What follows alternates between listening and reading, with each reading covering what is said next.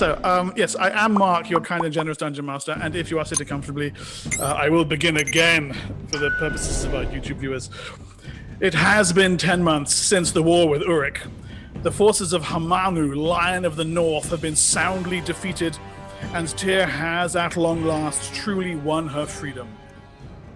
The perils of starvation and social unrest are finally receding, thanks to the actions of our fine heroes. And the city-state can, for a time at least, rest easy in the security of a hard-fought peace. But as the year of Priest's defiance gives way to the year of Wind's reverence, fresh troubles murmur on the horizon. Salavar of House Lubar, commander of Urik's vanguard, was slain in battle with the heroes of Tyr. Desiring to learn more of the Lion's secrets, Portek, our dwarven cleric of Earth, summoned Salavar's spirit back from the grey and subjected it to extensive interrogation. What Portek learned from Salavar's shade chilled him to his core. He alerted his superiors in Tyr's Veiled Alliance and has now been tasked with gathering his companions to uncover the truth behind what he learned. Now, for the first time in 10 months, our heroes are meeting at the fortified caravanserai of Tyr's latest merchant house, House Chirodius.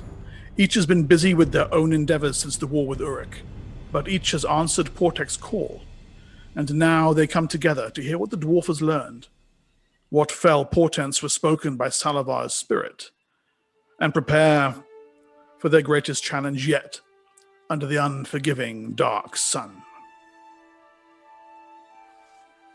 We begin with a sweeping shot over the great alluvial sand wastes and leading in to the Tyr Valley. Up the Iron Road toward the city's verdant belt. Farms surround the city. Laborers toil, sweating under the sun. But these are not slaves. There is no lash, no whip. These are free men and women. Close to the city now, trade caravans queue to gain entry through Caravan Gate. The Iron Road close to the city bustling with activity. Outside Caravan Gate itself, markets have sprung up, thriving, watched over by the careful gaze of the red-plumed Tyrian guard. In truth, this is a city reborn.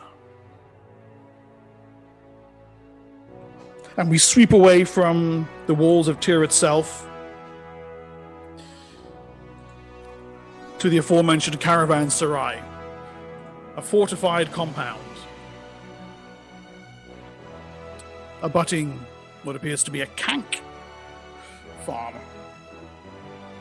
So much has changed. Outside the caravanserai, dozens of dwarven warriors, members of the now famous Ricard's Immortals, stand watch over the meeting set to take place within. Portek's militia from Kled, blooded in battle with Urik. Portek, you sit under the shade, sipping cool water, Mahlanda at your side, her mane of dark hair tied loosely back from her high forehead.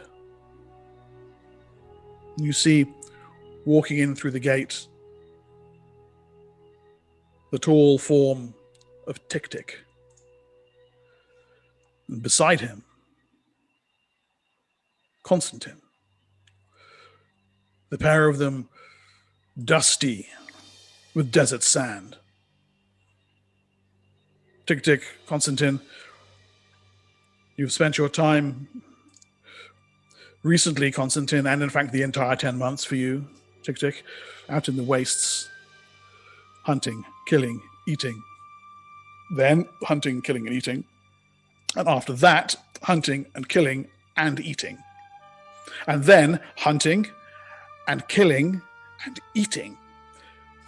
And anyway, now answering Portek's call, you have come to see what your dwarven friend requires.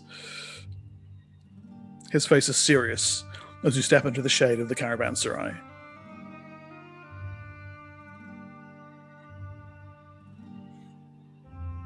Oh, Matt. You see that Portek has a bit of a almost haunted look in his eyes. Tick is covered in blood. At least mostly around his jaws. Tin is surprisingly clean. I'll just pull back my hood. You look worse for wear. What do you want? So, I had a talk with Salavar. He dead. Mm-hmm. Interrupting Portek, bells ring. They're looking over your shoulders. You see there are actually bells on a fairly ornate palanquin that's being carried by a muscly pair of bearers. Again, freemen. They walk along, bells on the side of the palanquin. Ching, ching, ching, ching, ching, ching, ching, ching, ching. Set it down. From inside, you can hear laughter, male and female voices. One of them pulls the curtain aside to reveal Matthias lounging on a large cushioned seat. 3 young women on either side and opposite him. One of them is feeding him grapes while he sips from wine. We are here, sir, the bearer says to you, Matthias. I look to the ladies. It's been a pleasure. I'll get out onto the sand. Okay, well, one of them pops a final grape into your mouth, and they wave you a fond farewell. The palanquin bears them away, along with the memories of the afternoon you have spent together. And, Matthias is, I would say he's as well dressed as ever, but in fact, he's literally dripping with finery. Little jeweled rings and necklaces, hair done in the latest Tyrian fashions, drick hide boots, a loose cape that looks to have been come from the hide of a kidde, one of the silent cats of the great forest. That alone is worth 1,000 ceramics or more, never mind everything else. I see why you haven't visited me in the Warrens, dressed like that. I go to the Warrens. Maybe not dressed like this, but I visit the Warrens. It's all a show. Tin, you know that. I prefer not to be part of it. It's understandable. Oh. Apparently a conversation was had with a dead man. Yes. You smell like you've been mating. How could you tell that? Kreen have a very sensitive sense of smell. Is this common ritual? Yes. But is it though? Yes? Tick rushes over to the palanquin and looks in. Yeah, it's already been kind of carried away. Oh, okay. But then you kind of scuttle out. Damn, too late. What you do see, however, emerging out of the farm fields around the city and trudging his way up toward the house, toward this caravanserai, is Bengal. To be honest, he looks more relaxed than you've ever seen him. His skin is tan and healthy. His hair thick and rich. It has small bits of beads and the bones of small forest creatures tied into it. He has a fresh pair of singing sticks fashioned from blue agafari wood slung across his back, and what looks to be a new set of darts bound with fine leather leather and twin bandoliers across his chest.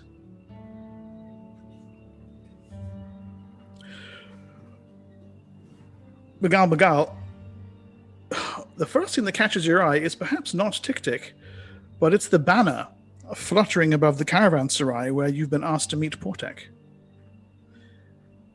It's of a lizard wearing a little jacket and a hat, the style of which is shockingly familiar to you.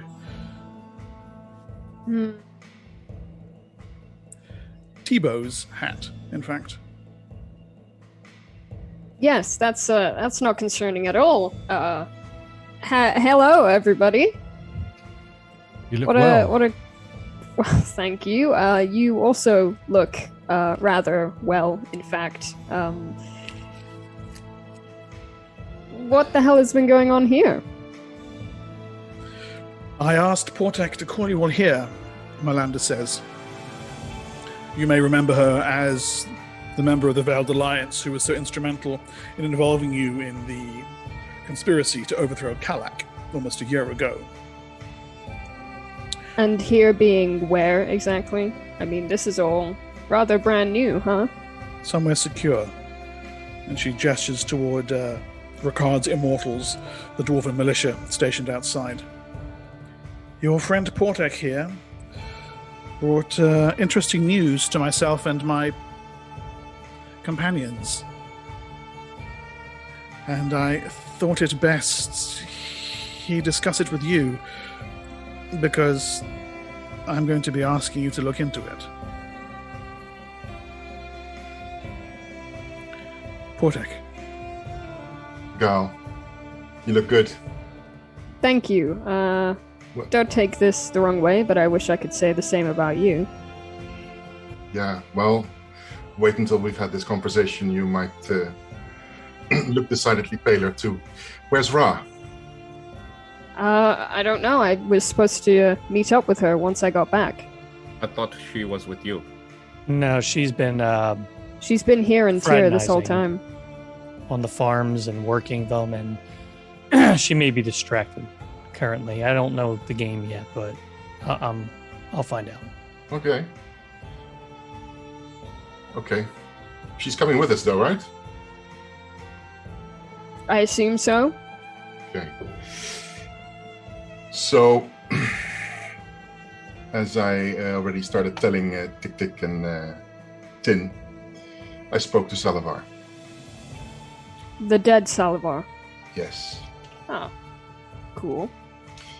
When he passed away, some of his last words that he said, they kind of caught my attention. Remember, just before he died, he was mumbling on about, haven't they told you this is pointless, blah, blah, blah. Remember? I don't. That's just before, Tik-Tik put a stop to him. Tore him limb from limb. Yeah. I was kind of busy at the time. Yeah. It caught my attention, and I started questioning him about that. So there's something that we haven't been told by the Template here in at least the higher circles of the Template here in Tyr. As if they even know. What? They know. They know. No. It cannot be otherwise. I don't know how far up it goes, but the senior Template of this city knows. I am sure of it. Apparently, the Sorcerer Kings had another reason for keeping the slavery trade going here. They have been, on a yearly basis, each providing a tribute. Do you guys know of the boogeyman that we all hear tell stories about, the dragon? Refresh my memory on that one. Mark, how familiar are we with this story? Yeah, You've all heard good of, question. everyone has heard of the dragon. It's the Okay. one that turned the sun red. It breathed desiccation onto the land. It turned the sea of the sunrise into the sea of silt. If you don't sleep well and if you don't eat your greens, the dragon will get you. Right. Huh. Oh, am I And- still and- alive? And everything in between. Right. Okay. So it's a common tale, basically. Yeah, it's Yes. a boogeyman tale that you tell your kids. Right. Oh. Right. I've had in my historical references an earlier story about it that this is about 40 years before I was born, that they had another sighting of the dragon as well in the area of Balik, but that was dealt with by the sorcerer king there, Andropinus. So the boogeyman is real, and they are paying it tribute. Yes. And they each paying a tribute yearly of 1,000 souls. Well, that's nice. On top of this, you'll remember when we killed the Sorcerer King, when he was turning into something. I remember that part. And didn't he not mention, we don't know what we're doing? I wasn't there. I mean, that's Hang on, true. it was- I was there. I was. Yeah, he was actually himself turning into some kind of draconic creature. Maybe something to fight it. Fight it. Well, I don't know about that necessarily, but Neither do I. That's just my guess. Why else? That is a horrifying concept, Miranda says. Yes.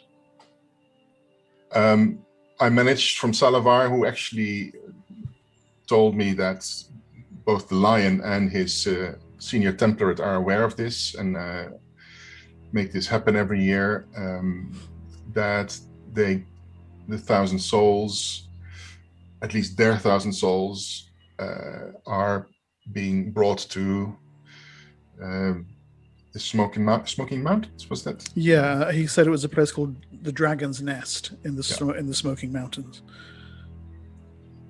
So, but of course, it's a levy. They call it the levy. There's a name for it among the people they know. And the levy, the word sounds like it. It's a payment that they have to make. And generally, you do a levy, and if you don't pay up, something unpleasant happens.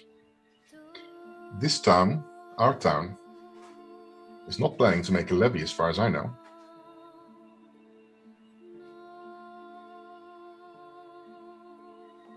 so that And I'm assuming- means... I assume no levy mean death to the city. Well, it means the dragon is coming to take a visit, and we have no sorcerer king to keep it at bay anymore. And, When does the levy have to be paid by? I don't know. So, Malanda here has been tasked with asking us to look into this.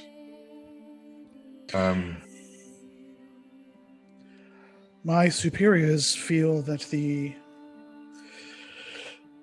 best approach is to speak to those who might know something specific about it, and namely the Veiled Alliance of the city-state of Urik.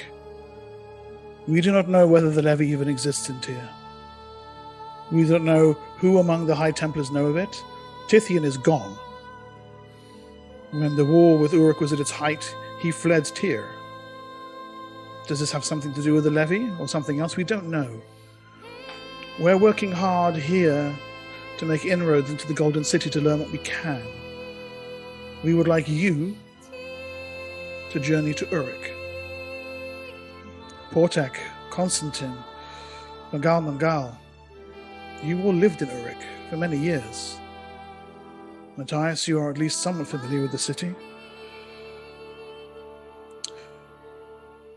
We reached out to the Veiled Alliance there, and they have sent an escort, an envoy,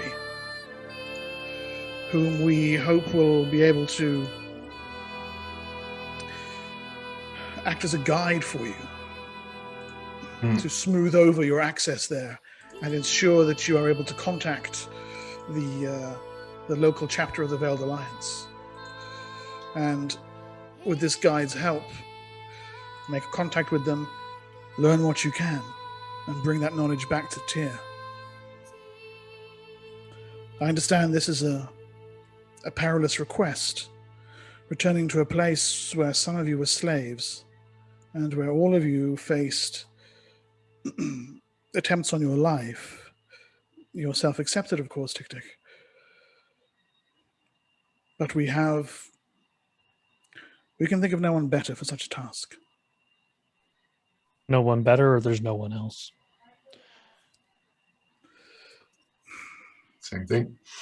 Yes. I have managed to secure passage on an argosy of House Vordon with a shipment of iron as passengers.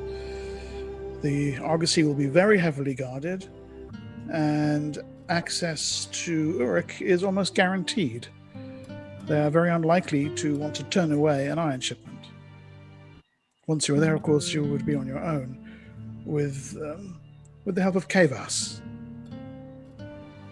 Kavas? The envoy from the Urukite Alliance. Ah, right. He is taking libation in the tap room of the caravanserai. When you judge it right, I will have him join us. Okay.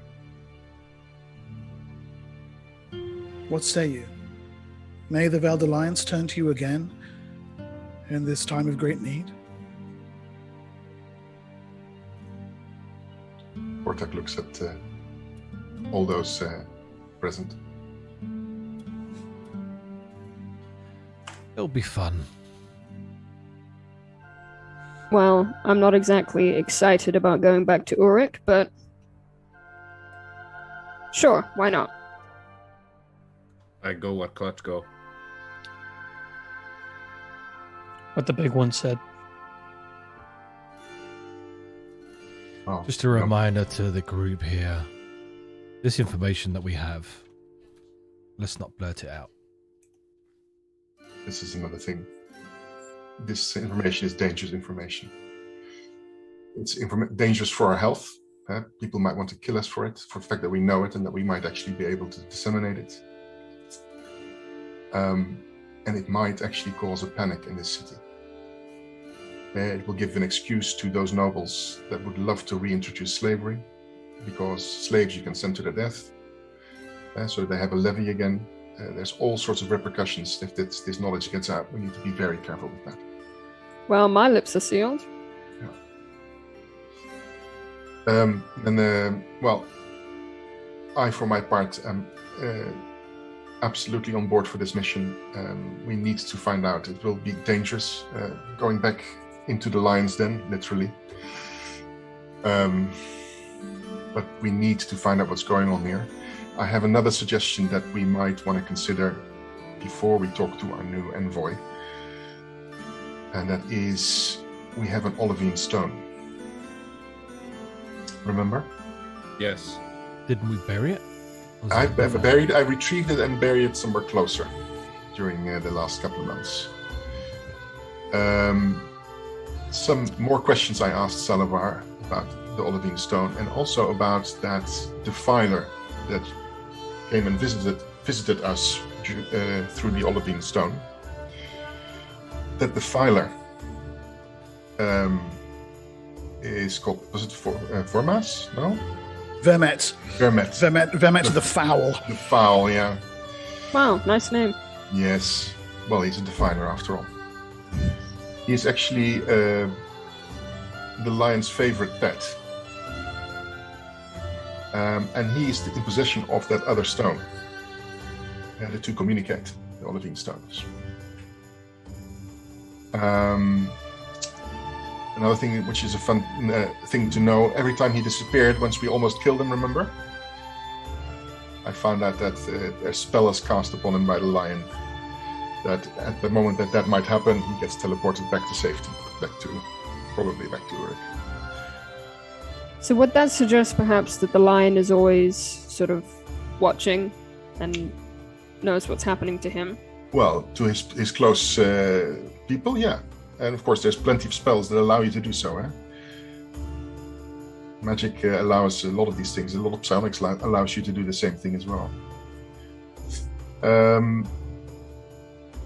We can use the olivine stone to actually ask the lion's pet, and maybe through the lion's pet, the lion himself, what's going on about this levy, and inform ourselves that way. That would be a good option. What do you think? Then, do they know that we know? I don't know. At this point, I'd assume they do. Well, they'll know that we didn't know. That's for sure when we ask him. Which, of course, is an interesting thing for him to find out. Maybe, I don't know. It could lull him into a false sense of security. If we don't know that, imagine how much else we don't know. So as we gain more knowledge, he'll be unaware. Mm-hmm. Let him think us insignificant, incompetent children, and then let's prove him otherwise. I agree. What do you think, Melinda?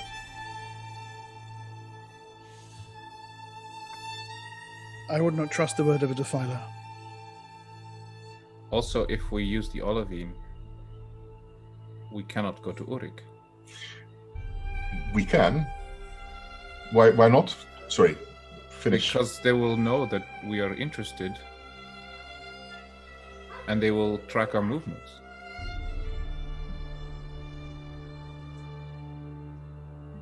I'm not going to take the olivine stone with us, eh? No, but if you don't you think that there are other ways of tracking us?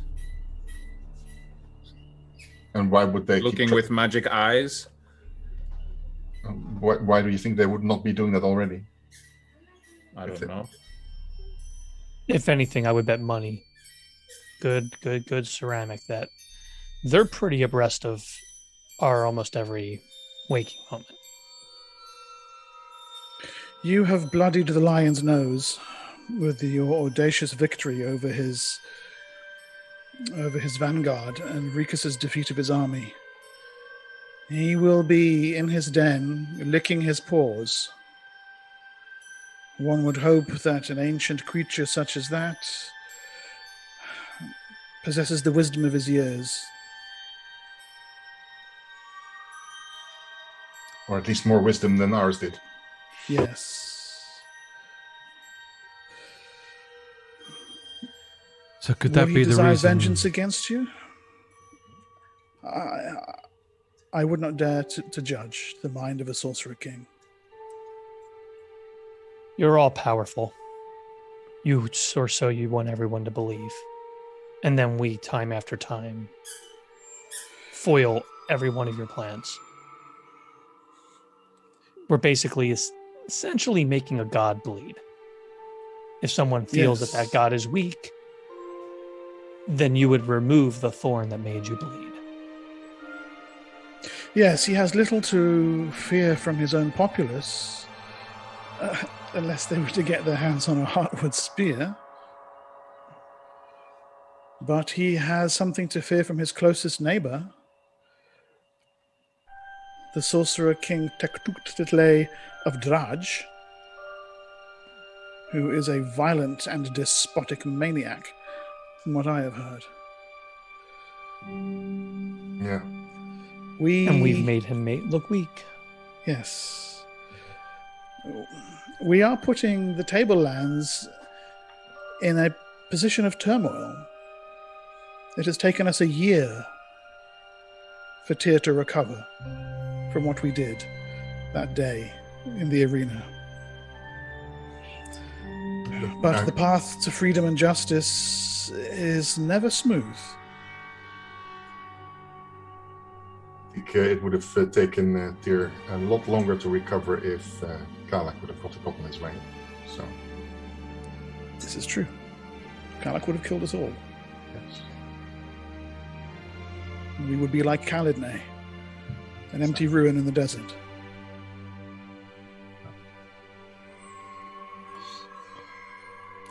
If you judge it wise to contact them at the Foul, I will not gainsay the proposition. Then again, anybody can contact them at the file with Olivine Stone. Why would it be one of us? Exactly. It could be somebody else you designate, Malanda. And then not drawing attention on us. I do not wish to place anyone else at risk. You are already exposed. Then I'll do it.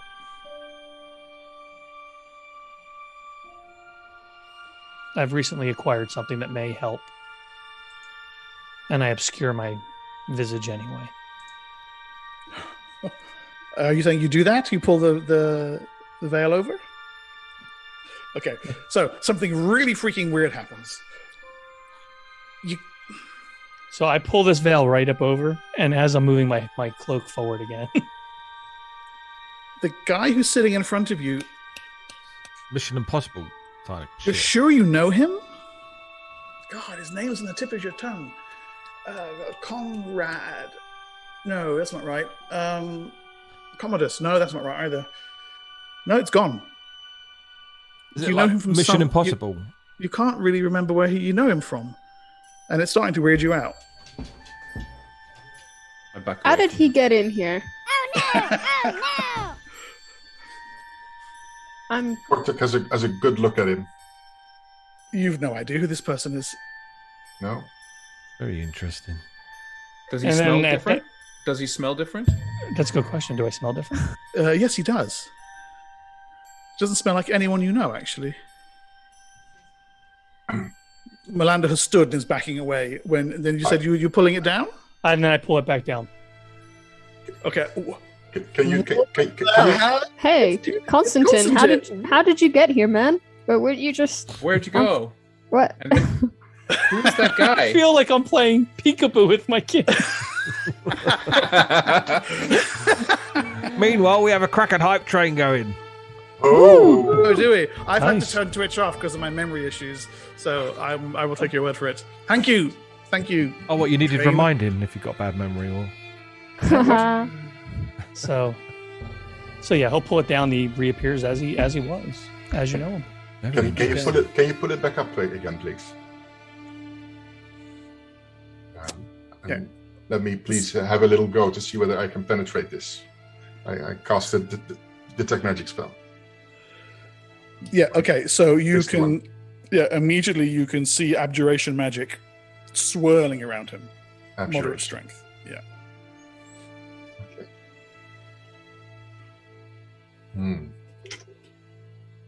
Good. Thanks. You can. Is you it can begin detectable? again. Whoever you are. Yeah. Whoa, you did it again.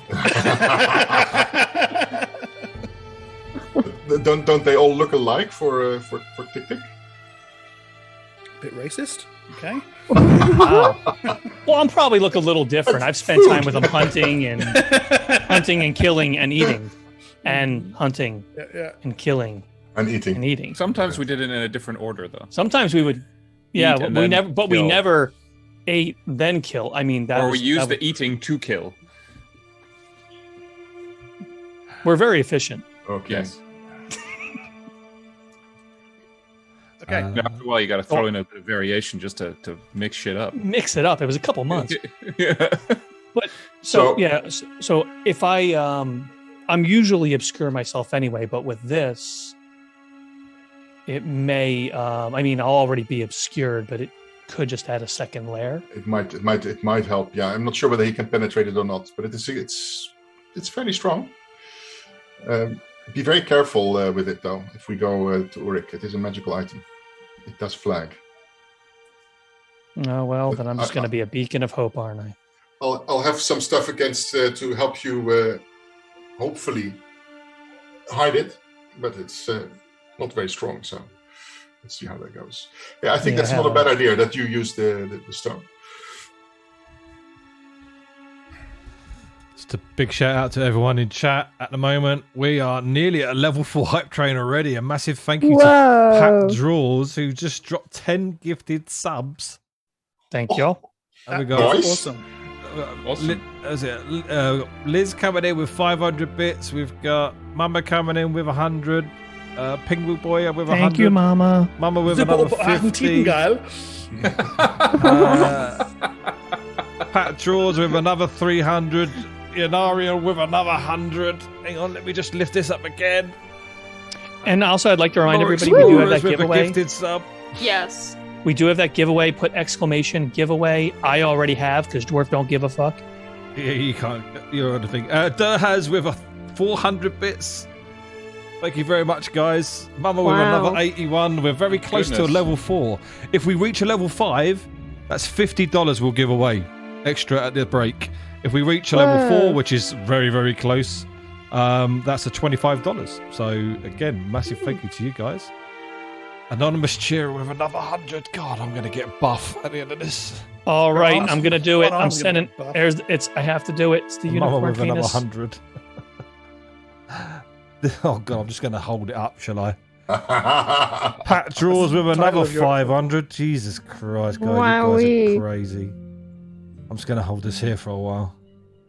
So, So we've Yeah, got yeah, one there's- more level. One more level until level 5. We are, yeah, we're. Oh God, here we go. It's Whoa. still going. so Portek, y'all need you to write down what you want me to ask specifically, as I tend to shoot from the hip, Oh no! Oh no! and you'll have specific things you'll want said. What is your favorite color? I think we need to we need to question the truth about the levy. Yeah. Is this thing about the levy, is this actually true? Is it just a We're fuzz? assuming. Or did Tyr also contribute? No way! And who would know within the Template here and Tyr? Ask him. We can see what comes out. Very well. Apparently, there's a D6 inspiration and a D20 inspiration. There's a lot to come. I was going to wait for the hype train to finish, Oh, and then I'll do it. sorry. I'll shut up. That's cool. Just Okay, let me know when I can be of use, Portek. Just let me So, know. do you want to go ahead and do that now? I suppose that's probably a wise thing. Let's do this beforehand. Let's do this away from our friend in the tavern, and let's do this away from everybody else. Maybe just you and me, Tin, and I'll throw an invisibility spell on us as well. So if they want to look, they will have to make an effort. Very well. Okay. And you may want to use normal masks as well. I think I'll be good on masks. So, you step away from the caravanserai, out into the sun-baked surrounds of the abutting Kank farm. The clatter and chatter of the Kanks provides a low level of background noise. The sun, rising toward its zenith, beats a throbbing pulse of incessant heat down upon you. You're sweating almost immediately, and almost immediately thereafter, caked with sand that is blowing in an ever ceaseless tide across the valley floor.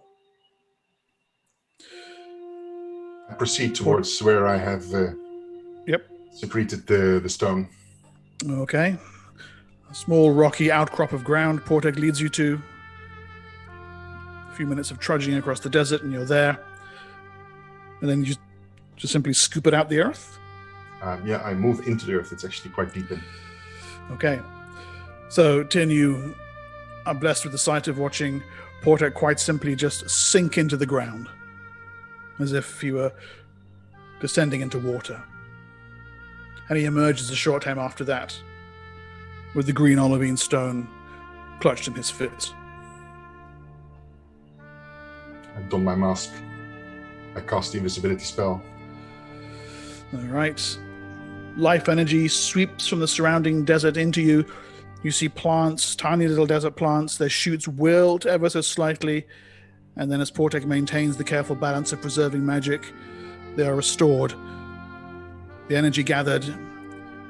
You unleash the invisibility spell, and a cloak of unseeing descends upon you. Constantine, what you know of how the stone works is that you simply hold it and speak the name of the person holding the other one. In this case, Vermet. Don't call him the foul, by the way, and to his face. He will not like that. Okay, what exactly would you like me to ask him? Be specific, because I'll stick with it.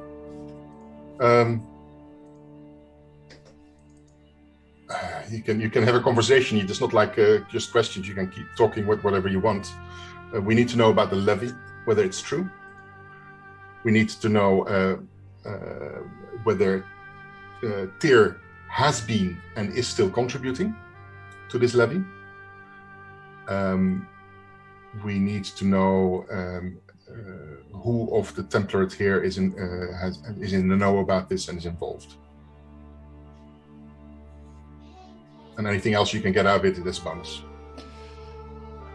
Do you know enough about any of these guys that I can work in? I don't exactly want to grab this thing, scream a name, and then just say, what do you know of the levy? I mean, is there any inroad? Do we know anything about this person? You can call him Master Vermet.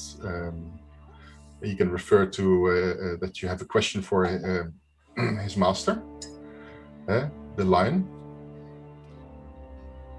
And from there, I would say, see what he responds and how that conversation flows. Be insistent if he tries to just cut you off. And be ready that he doesn't immediately try and attack you on sight by teleporting towards us here. I will be behind this rock here, so he doesn't see me immediately. Wait, did you say that he teleports here? That's what he did last time, remember? With his undead giants. I'm taking off the... I'll be ready for if he teleports. Something tells me if he appears, I'm going to be immediately more useful. Okay. What are you giving me? You're giving me the... I'm giving you the okay. mask, and I'm putting my cloak around you, so it's a deeper hood. It's like a fine silk veil of dark burgundy cloth. Clasps. Very nice. It's very nice. Had it dry cleaned. Get yourself out of sight. And I'll just move right outside of you. Okay. My new bow is knocked, by the way. Oh, the bone bow of Faloth. Excellent.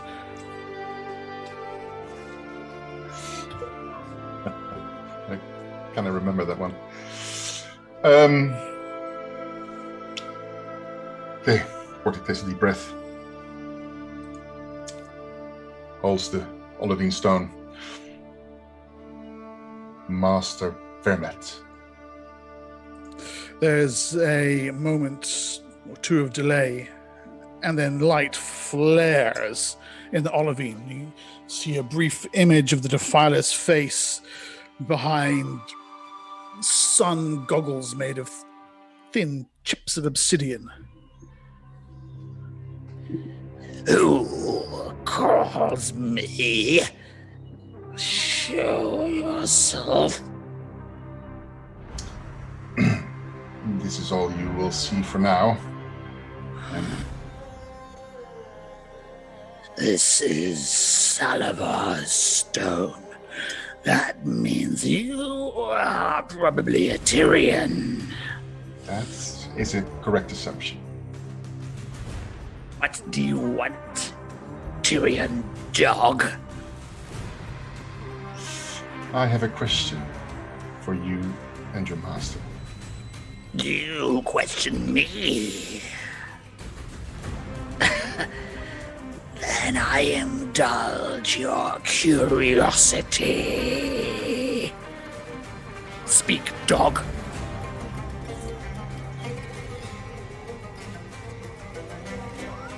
We heard a story about a levy. The levy.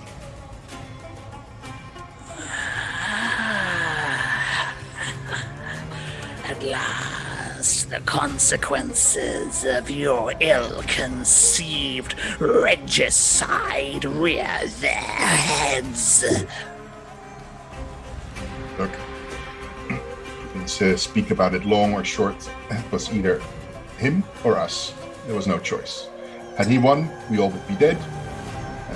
Now that he You are dies, dead anyway. so this levy thing is true. Of course it is true. How does the truth sit in your craw now? There is some more questions I have pertaining this truth. Oh, these I must hear ere you choke on your presumptions. So Tyr was making their own contribution to the levy under Kala. Of course. Have they continued to do this commitment? Have they communicated that they will continue doing this? Communicated to who? That's presuming their fellow Templarates of the other Sorcerer Kings. Fellow Templarates, you assume that the Lion and his underlings see any others as fellows. The Lion knows what he must do, as did Kalak. And they all contribute their contribution to the levy at the same place. Oh, no. You don't know where it is. Ah, such delightful ignorance. So where is it then? Why should I tell you? I give you a counter proposition. Hmm. Beg for the salvation of the Lion. Send envoys to abase themselves at his feet, and he will save you from what is coming. Or take 1,000 of your good free people. Yes, those you have saved from slavery. And render them unto that which comes for you all.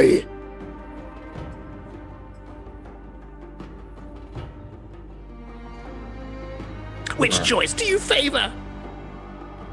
I don't know. At the moment, I am contemplating on your character, and I have a trouble getting past the unpleasantness of your. What did you behavior. call me? Unpleasant. Unpleasant. Yes. Show your face, that I might know you ere you die. No, I'll choose not to. But you'll know me before you die. Oh, brave words from a desert cur. I might want to remind you that you live in the same desert as we do.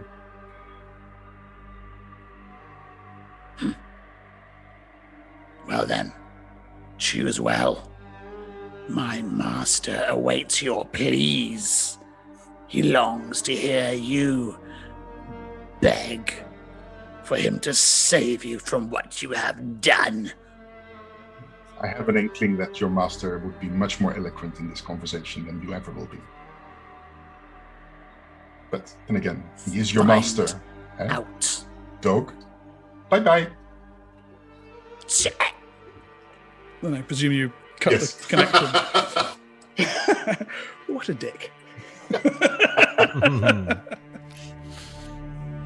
Just quickly, we completed a level 4 hype train. So that's Hurrah! $25 we get to give away extra on top of the 15. So there'll be 2 giveaways. Once we come back from the break, we'll do the 15 first and then the 25. That goes to a massive thank you to you guys. Pat Draws for 800 bits, 10 gifted subs. Claude for the Prime sub. Lore Explorers for 2 gifted subs. Anonymous for 100 bits. Thank you very much, whoever you are. Mama for 231. A Dwarf for 100. Cold Pepper Hot Salt for 500 bits. Derhaz for 400. Pingu Boy for 100. And Manx for 100. Thank you very much for kicking off that hype train, guys. If I've missed Huzzah. anyone, apologies. Thank you very much, guys. Thank you. Very cool. Super, super. So that is total 2,400 bits. Or no, more than that, actually. So we're roughly 5 D20 inspirations mark. Oh my god. So I if take it all back. I will roll. Damn. This includes Yes, go the DM, so there is 6 of us currently on. Me. Me, I want one. Oh, Ra's not here, so Oh. Constantine gets the first one. Tick Tick the second. The DM D6 the you said? third. This is a D20, and this can last until the next session and next session afterwards. You can only have one of these. So that's the 3. You've got Portek for the next one, and then the last one. Did I miss Tick Tick? Oh, you got me already. We've got, and then myself. So the only one that misses is Leia. It's okay. Sorry, Leia. But thank you very Life's much, not guys. fair. It's much appreciated. You can have mine.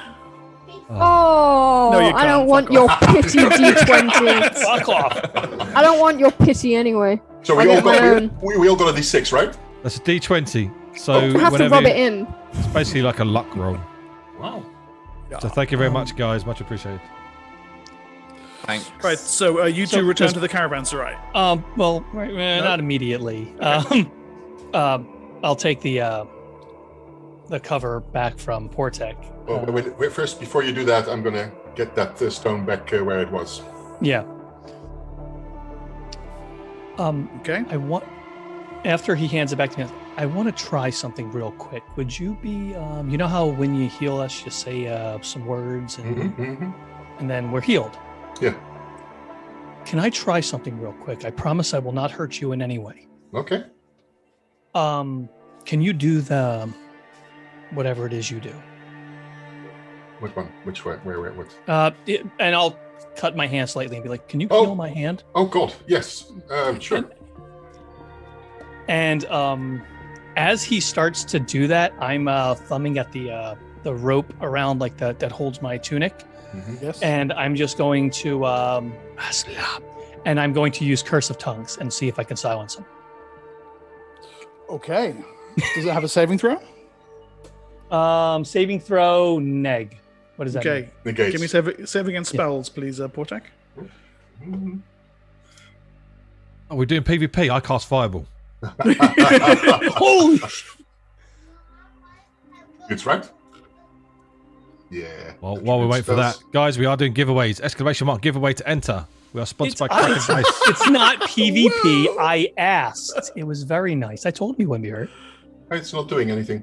Pressing the button. Yeah, no, I've seen you rolled a natural one. That they're coming to me. Oh, okay. Oh, he rolled a natural one. Yeah. Uh-oh. So that's absolutely a fail. Yeah. Okay. Yeah. And so you would be afflicted with does he Yes. wait did Yeah. Immediately.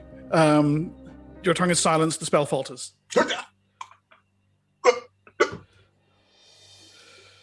I look at Constantine in dismay. How long does this? it's one let me see, let me bring it back up. 1 week. 1 week. Holy shit. Permanent. No. Curse of One Tongues, round per level. duration 1 round. Okay. Does that mean that Portek can't say anything? For 1 round. Well, no, it actually renders his speech unintelligible, so he just Yeah. babbles incoherently. He's just like, Oh, so it's normal. I'll wait for one Flubberdiggly, of you. flubberdiggly. Flubberdiggly. Really over there, Slurf, the slurf. Siebenschläfer. Simon Slaver. So What is Tin will the just human sit down and wait for the time to elapse. Okay. I'm laughing at this point. I think it's great. No, well, you're not there. We're It's Aw. 2 of them are alone in the desert having Yeah. having bro time. I'm laughing and I don't know why. Probably something terrible has happened. we're to all Portek. laughing. We're all sitting around like, I like the way I you're didn't doing even that. know that Got any King lips? could laugh. But once you start babbling, Tin would sit down and be like, I'll wait. So it takes a good minute for the effect to wear off, Yeah. Portek, and at the end of which PvP. I didn't know if that bit was me or if it was somebody else in the bar. A couple. That's a months ago. useful spell you got there. Since when were you able to? What did you have? Ra and I were having a drink and somebody was pissing us off and that happened to them. And I was looking around for somebody and she thought it was me. So I wanted to try. Yeah. Well, that's new. Indeed. We should Useful. go back. Useful. Yes. Mm-hmm. Back in the caravanserai, the rest of you have finished your cool drinks in time for Constantine and Portek to return to you. So, Miranda says, He confirmed it.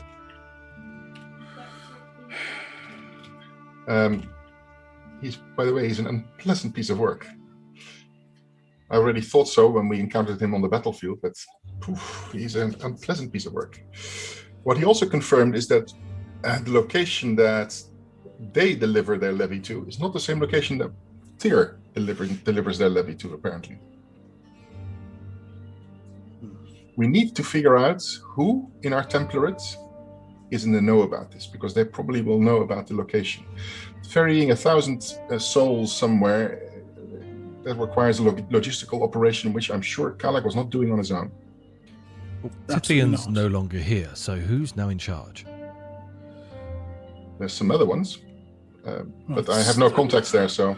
Timur is the senior Templar now, and there's the Council of Advisors. They'll know. Yes. So, If- as for Shit. this expedition to Urik, you think it's still worthwhile? I think it is worthwhile, absolutely. Then Because- I will, yeah. with your permission, I will have Kavus join us. Yeah. She closes her eyes. There is a brief throb of psychic energy, which those of you with some sensitivity briefly sense. And she smiles. He comes. It's an elf. An enormously lanky figure. His frame's almost athletic, gangly.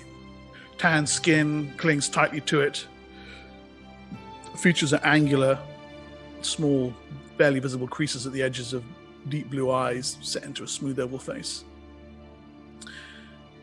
Some sign of age, his long dark brown hair is flecked with ash here and there, braided, partially covered by a bloodgrass wicker hat. He's clad in tight-fitting desert hose made from mottled brown yellow patches, loose rusty brown shawl slung over his chest. You can make out a bulge in his back. It's probably a pack belt of many pouches, and a long, graceful Agafari bow slung across one shoulder, quiver brimming with arrows on the other, and a curved sword that's actually almost as tall as you are, Portek, belted at his waist. Curved swords. Curved swords.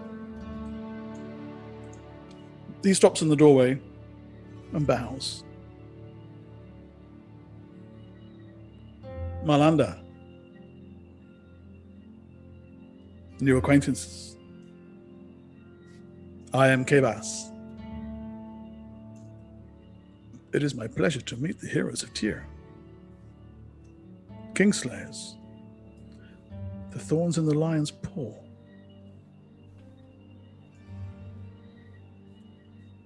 He straightens. May I join you at the table? Please. From under his cloak, he produces a carafe.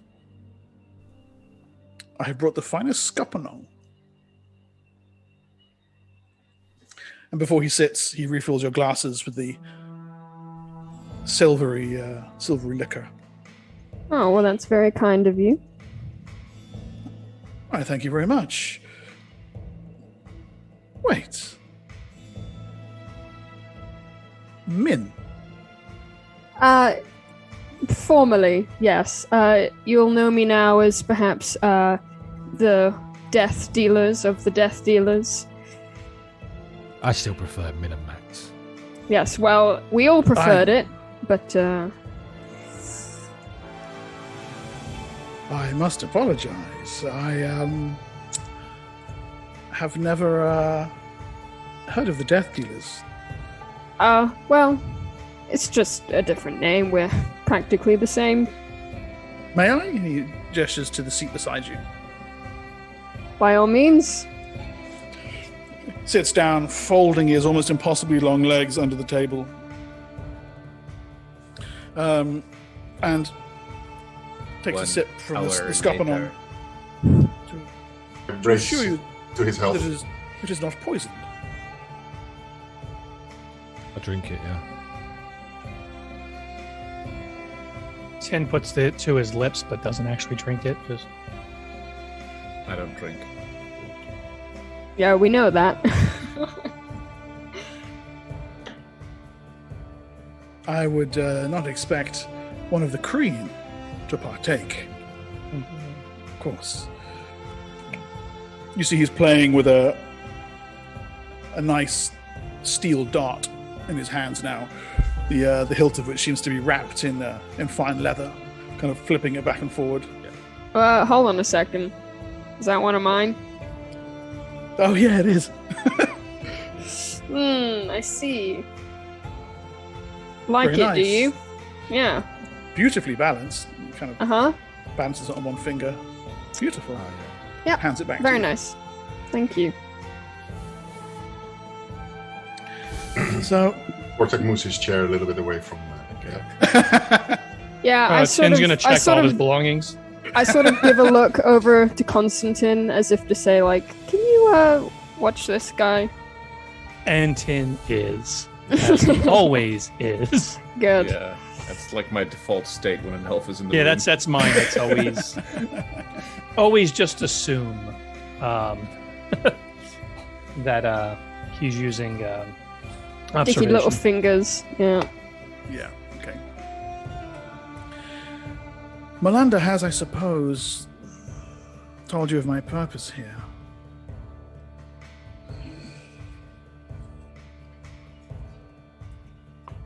To provide you an escort to Urik to meet with the Veld Alliance there. Yes? And an entry. It's going to be hard to get in there. Yes, you are probably fairly well known in this city, but I'm sure you are resourceful men and will have no trouble finding your way past the Yellow Robes who serve the Lion. I, for my part, will make sure you have a safe invitation to a meeting of Urik's Alliance. Those whom I serve will tell you what they can of what they know of this concerning matter.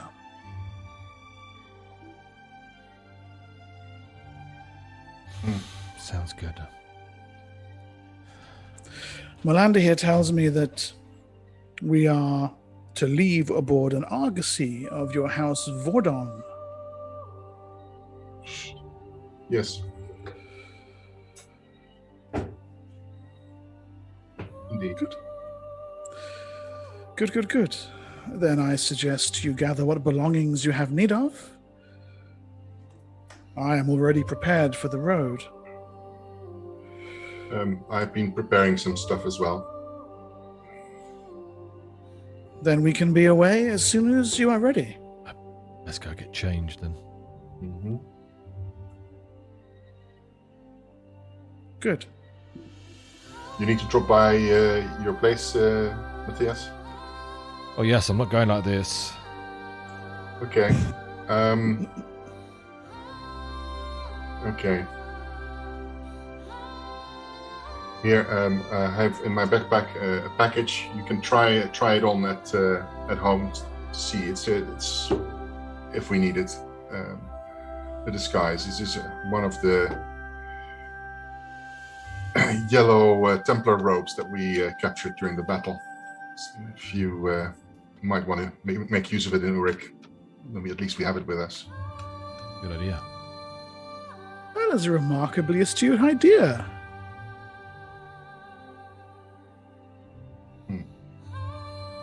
Well, I mean, for those of smaller stature, logic dictates that their brains are smaller. But you're a good example. That's not necessarily true. Mm. Gladiators, of course, need no brains.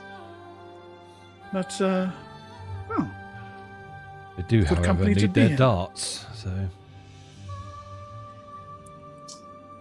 Portek looks a little bit confused and ruffled. You're It very is- funny. It is fine. It's also said that that the thinner someone is, you'd think they'd be less tasty, but that is also not true. Yeah, Oh. in my experience at least. Master elves, they do seem to be. I Hmm. assure you, I am stringy in the extreme. And that's Look. a problem? It's mostly tendon. Certainly isn't Grace. Fingal, it's fine. Remember, if they're thin and wiry, it's better for target practice. Oh, you're so right. I can run faster than your arrows, my friend Constantine. I promise you that. And Portek, please, I meant no offense. No, that was clear. We're all laughing. Oh, I hate this. I'm gonna kill you in your sleep. So now I will leave you to your preparations and meet you at the Vorden Argosy. I think that'd be best. Yes. He stands and actually pats you on the head as he walks past Portek. Oh, I dodged motherfucker. that. I dodged that. I'm watching And every so- move in case he's trying to take anything or do Exactly. anything else. Stay away from me. And saunters out into the sunlight. Well, we wait till he Wow. leaves, and then I check all my possessions. Everything. Yeah, same here. Yeah, same. Yeah, He's been this- doing that since he saw the other thing, like everything here. Good, good. Yeah, good. No, there's nothing missing, although, Matthias, you do discover, actually, there is a small nub of what you think is probably Inix dung has been slipped into your money pouch. Ugh. So he's been in there, but he hasn't taken anything out. Yeah. He just contributed. Yeah, he's just good. You know, Money doesn't Bring- stink. But... You just needed more shit. Wow, he's a real charmer, isn't he? Oh, dear. I take it out and I flick it at what's her name? Melanda. Melanda. I just look at it this way, like What are you when doing? when This introduction. how are we supposed to trust this man? We're going into the lion's den, being guided by this twat. He is an elf. What more can I say? But he is a member of the Veld Alliance. Mm-hmm. He's You're very coming with us skilled. then, are you, Melanda? Absolutely not. No. That's far too Are you dangerous. saying you don't trust him? I have work to do here. I'll remember this. I get up first, and then say, "Right, I'm going to go back to the villa," and then I pat Portek on the head, and then go. This is not becoming a habit. I'm telling It's you a thing guys. now, yeah. I'm telling you guys, this is not becoming a habit. Since when? I'm gonna wear spiky hats. It's that simple.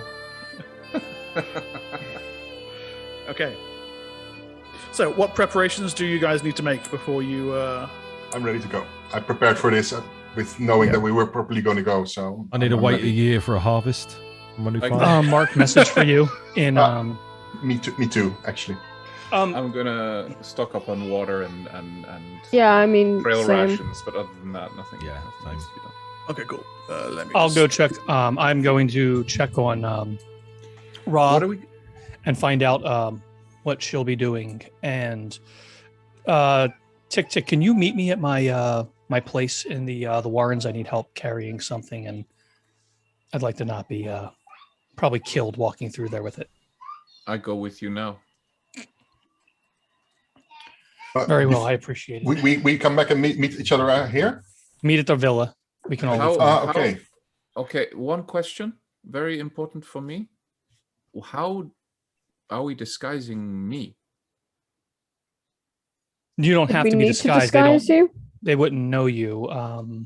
They would know most of us because we've been They there know before.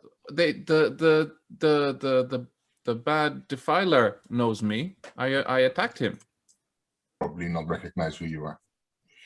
By the time we Well- actually see that defiler, there will be trouble anyway. I did attack him from the back, and there was a lot of dark and blood. I wanna Maybe say- he doesn't remember. Tick Tick, your common in the last 10 months has come along amazingly well. You've been training. I have. I have.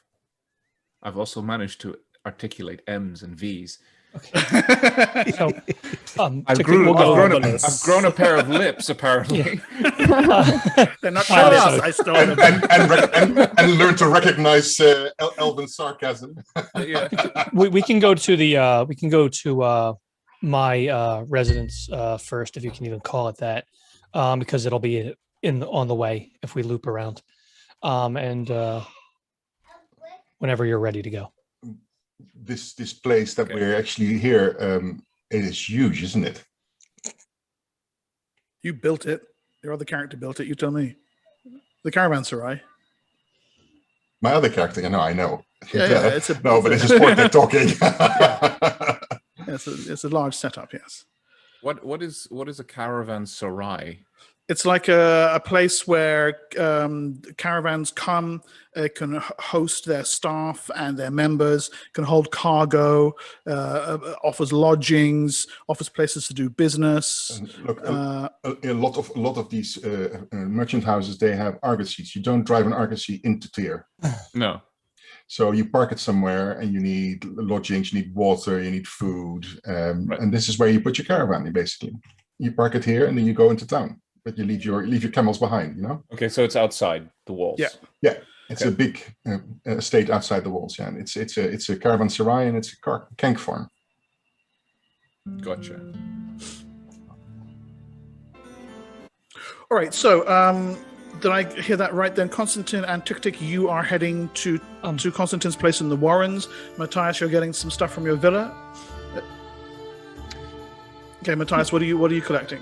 I'm just basically collecting my travel gear, getting undressed out of what I'm currently wearing. Yeah. So just my usual everyday garb that's on Gotcha. my character sheet, plus obviously my mount, loads of water, food, etc. All the water for the journey itself, food and water is provided. Oh, okay. And you don't need a mount because you're going to be traveling as passengers on board a large argosy.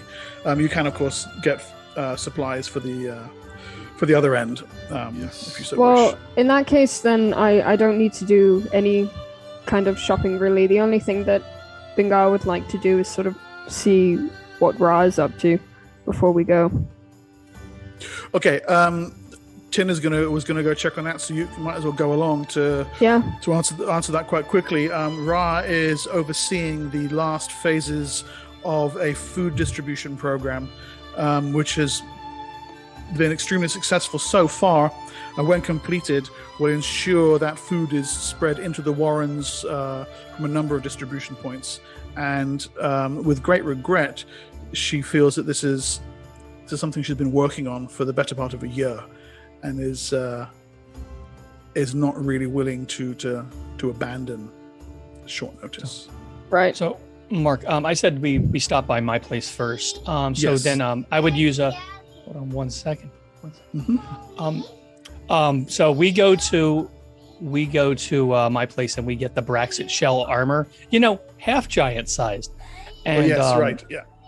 And so before we leave, I'll give it to her and be like, here, it's a gift for when you're ready to join us. And so she can add the Braxit shell armor to her inventory. Okay. Ra promises that she will make her way to join you as soon as she possibly can.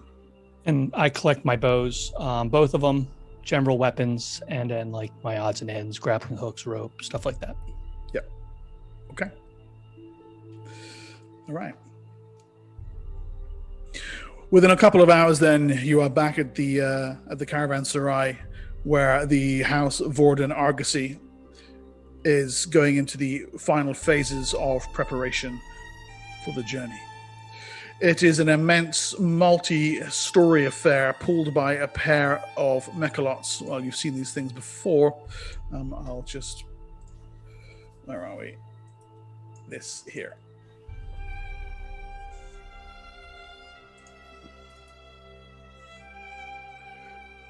Bloody hell. Yes. Outriders, guards on Kank and Enix, troops walking alongside. I mean, the thing is slow. It doesn't even quite move at walking speed. You could walk faster than the Argosy, but the amount of cargo that it can carry is immense. And as Melinda has said, it's actually carrying iron. So heavily, heavily secured. But something this size is not averse to carrying passengers. And this is what she has secured for you. Seeing you approaching the Argosy, a somewhat harried-looking man in a fine leather brown tunic with the emblem of House of Vorden on its breast strides over to you, and he's got a clay tablet with a stylus. Looks around first, make sure there are no Templars. You're my passengers, I assume, from your attire and just arrival just a few minutes before we're supposed to depart. Is that correct? Yes. Kavas has joined you as well. It's at the back, just observing, keeping his mouth shut. Thank you. I'm your captain for this journey. My name is Davos Vorden. I have given you lodgings on the upper deck. You'll find them, I hope, to be luxurious. Let me see. 1, 2, 3, 4, 5, 6. The half giant's not with you. Not at the moment. Thank the moons for that. Eat our supplies like nobody else's business. Good. Right. Please. Stairs are there. You will find them open on the rear deck. Go up 3 stories, and you are in the suite of rooms overlooking the rear of the Argosy. That's the rear. Is that clear? Yes. Thank you. Why the distinction not in the front? Well, because that's where the observation decks are. He said rear. Thank you. Tin will look down at Bengal and just like stern face and just go. Nice. Davos Vorden smiles and hurries off. No, put them on the lower deck. The lower deck. The lower deck! What's wrong with you? Okay. You make your way into the Argosy, and immediately it's a little stifling. The airflow isn't great, but the temperature drops by 10 degrees almost immediately. Here and there are... No, they can't be slaves, surely not. This is Tyr. But at many of the junctures, there are, and I say men, they're young boys really, with large fans wafting to try and make air continue to flow throughout the Argosy. And soon up to the upper decks, and indeed there's a half dozen cabins arrayed all around the back of the vast vehicle. Beds, desks, chairs, plushly upholstered, nice bedspreads. And no sooner are you settling yourselves in when another young servant appears and puts down carafes of water and small bowls of fruit for you, and then disappears without a word. All 6 rooms open onto a central common area, tables, low couches, and open views of the surrounding desert. You will almost certainly be traveling in some kind of style. How things change, I say, looking around at the luxury. Yes, it's dropped somewhat. It's almost 200 miles to Urik from here. The journey, from what you can understand of these things, will probably take you some 3 weeks on the road.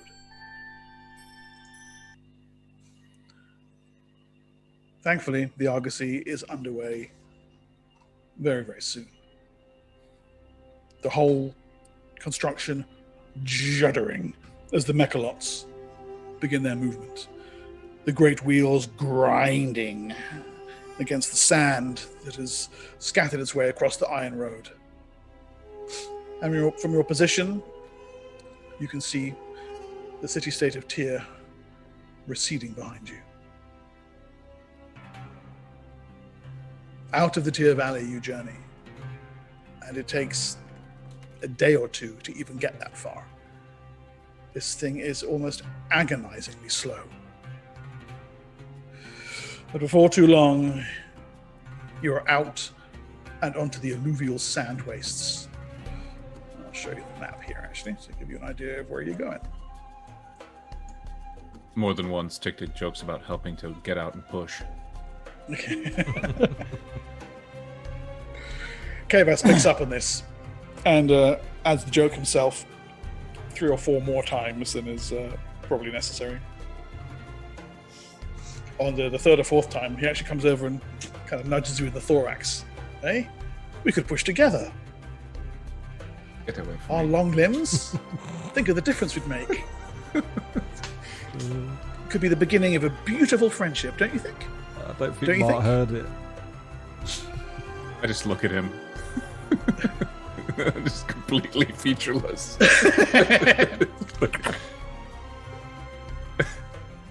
Along the Iron Road, the heat does indeed rise, but thanks to the shade within the Argosy, never so much that you begin to suffer from it. And it is indeed far better than being out in the sun. And as you said, Tick Tick, far better than the last time you crossed these sand wastes in the opposite direction.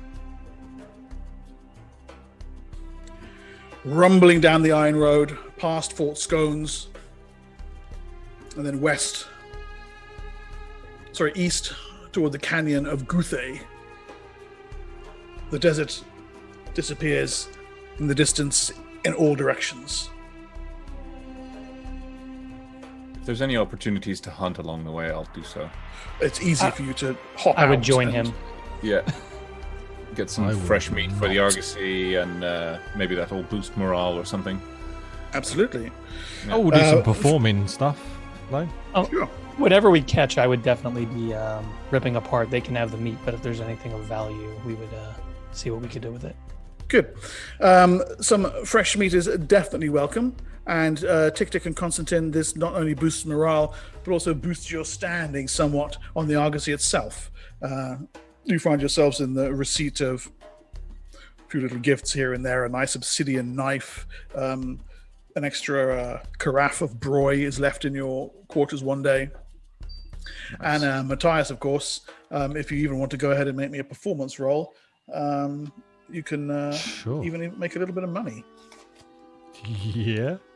Yeah, sure. Could never have too much money.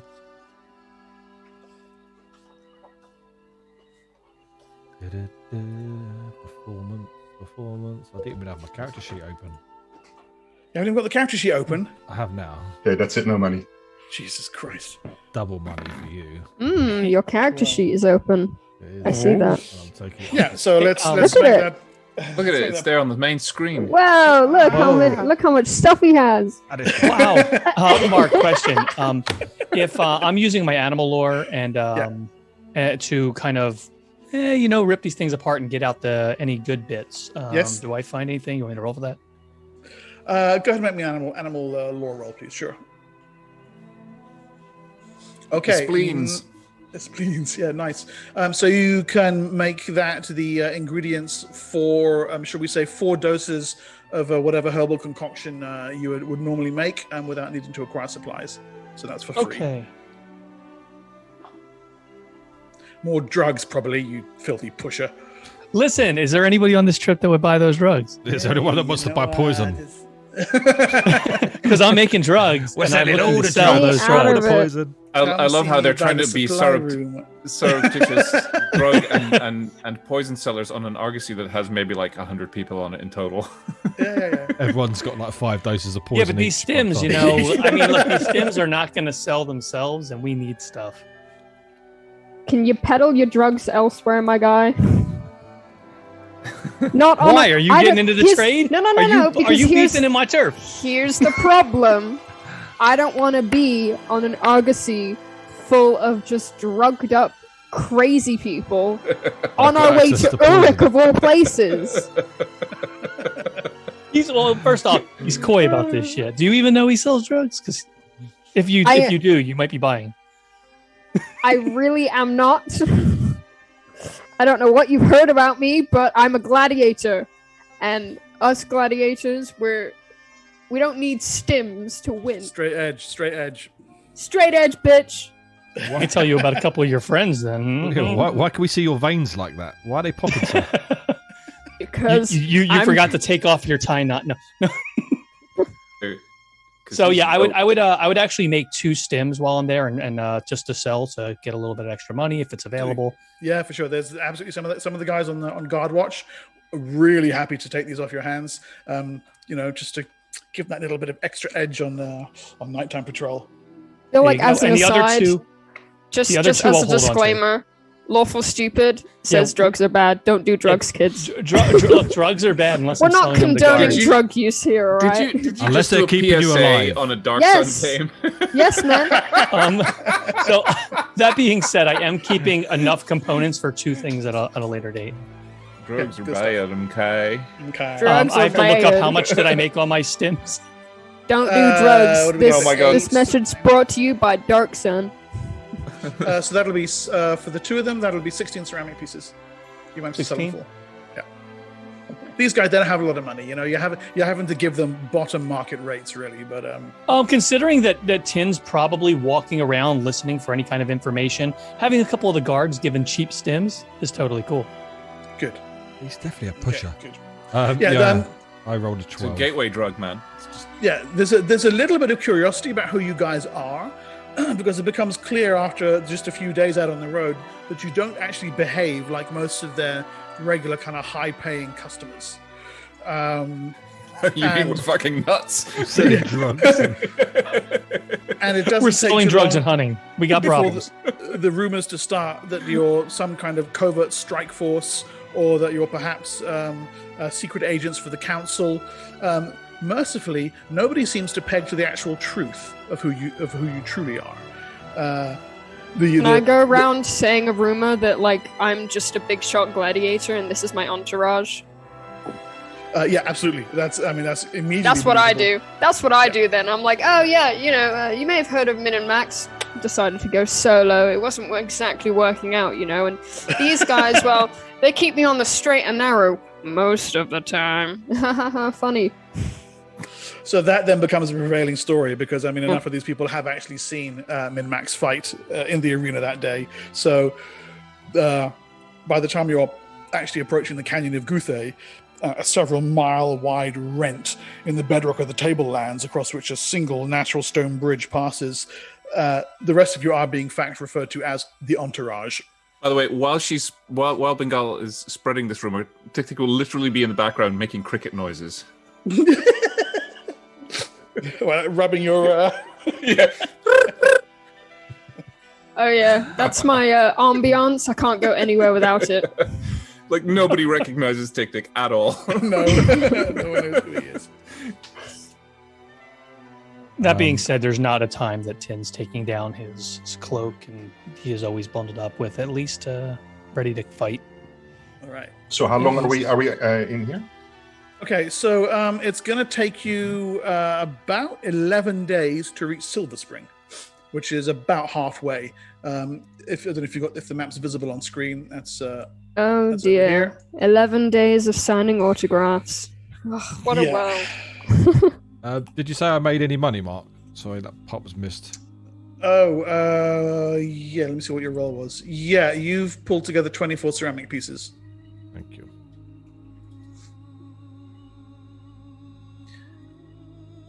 Kavas comes to sit with you one evening after your performances, Matthias. Okay. You're an interesting one, Matthias. How You so? dress like the human nobles of Tyr. But I see something else in your heritage. Do my eyes deceive me? Oh, certainly not.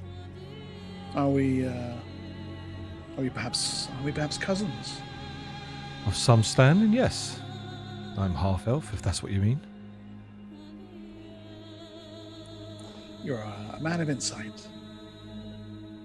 Thank you. Might I ask, Do you know what your tribe was? No idea.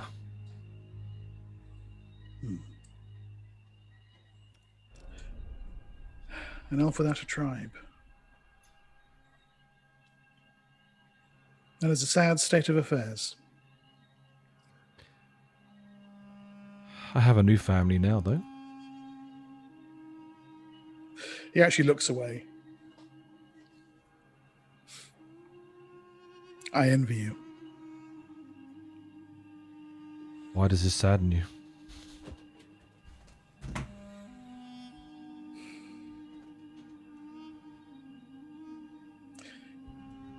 You have what I long for. A replacement for that which you lost.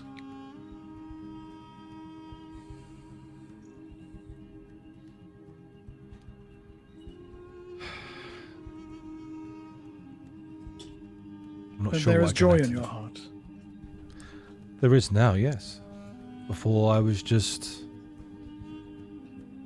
well, living, I suppose. Yes. Yes, exactly. Just living. Still time, though? What did you lose, if you don't mind me asking?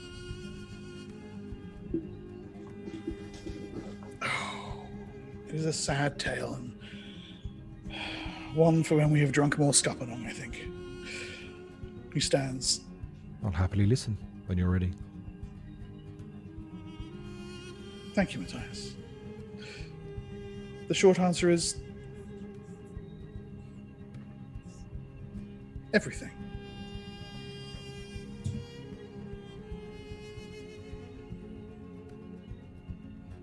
I understand.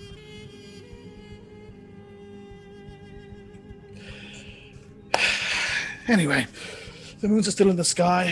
I'm going to go and torment Portek for a bit, if you don't mind. I will talk to you later. Yes, put some shit in his pouch as well. That wasn't me. How did you know?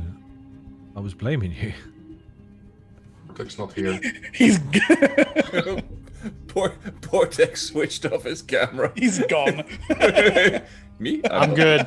Don't look over here. The head pats. He loves the head pats.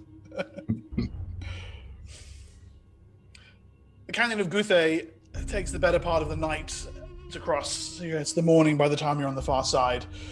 And a day or two after that, Silver Spring comes into view.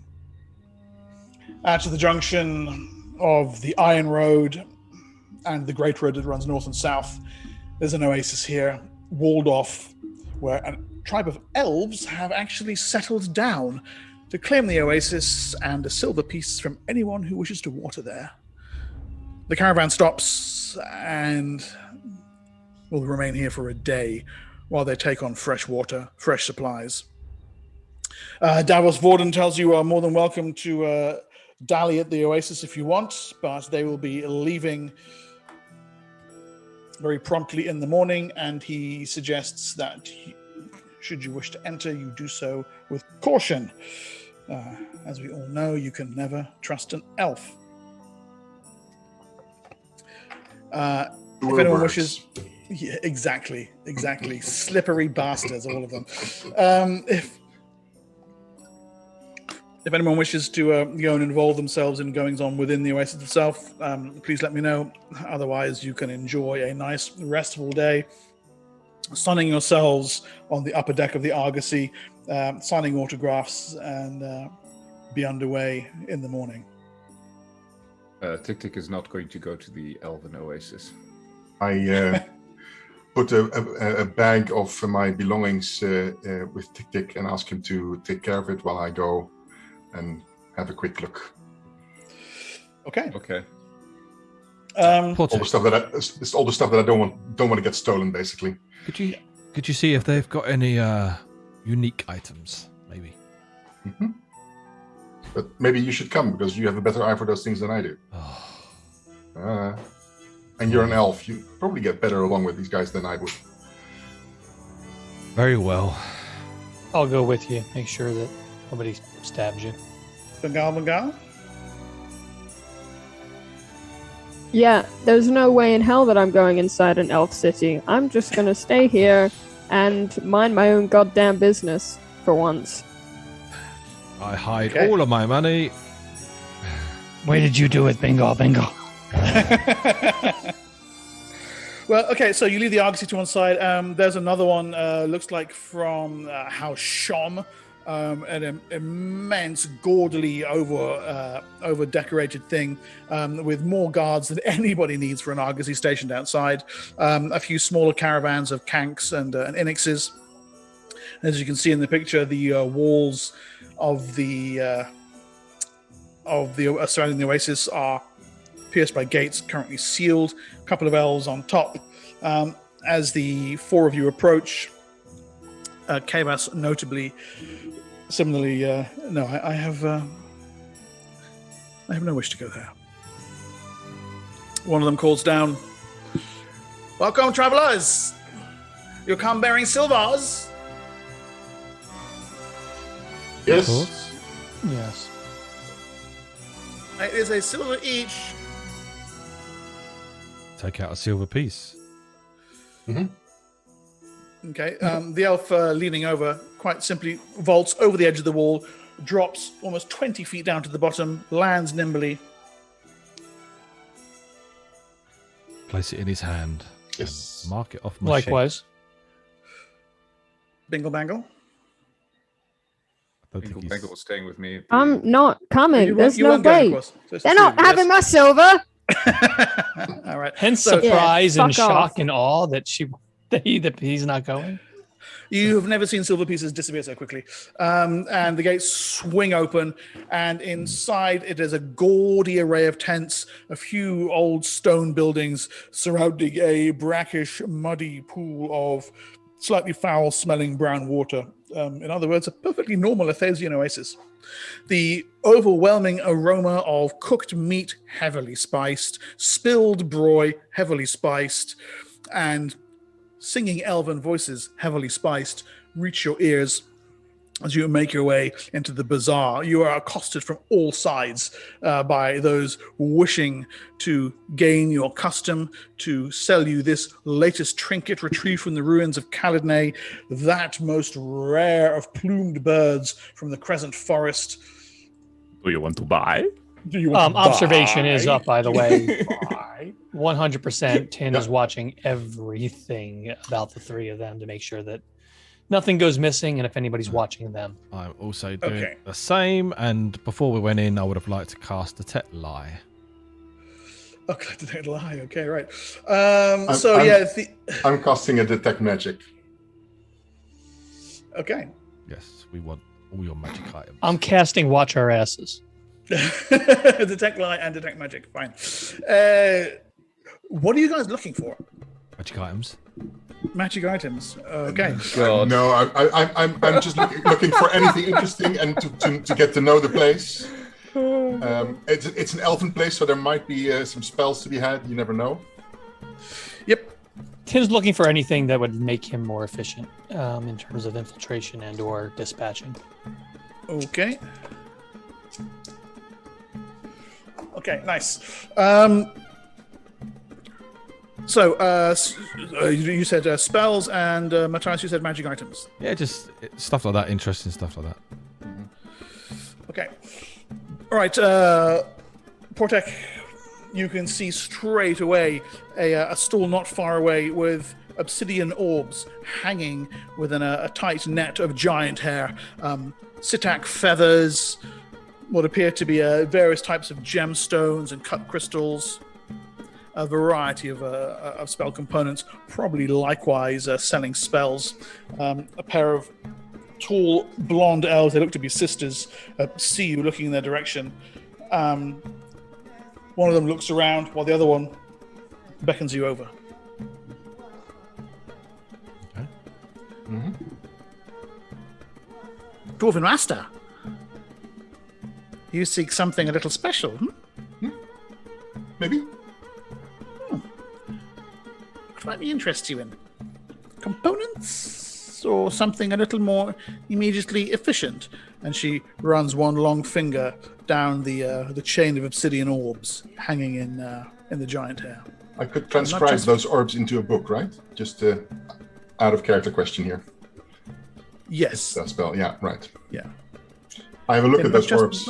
Not all of them radiate a low level of magic. And you can see faint inscriptions upon them that would suggest that, there's about 9 of them hanging there, that they're all spell orbs. Not just for decoration, the woman says. I'm looking for a particular spell, actually. Tell us.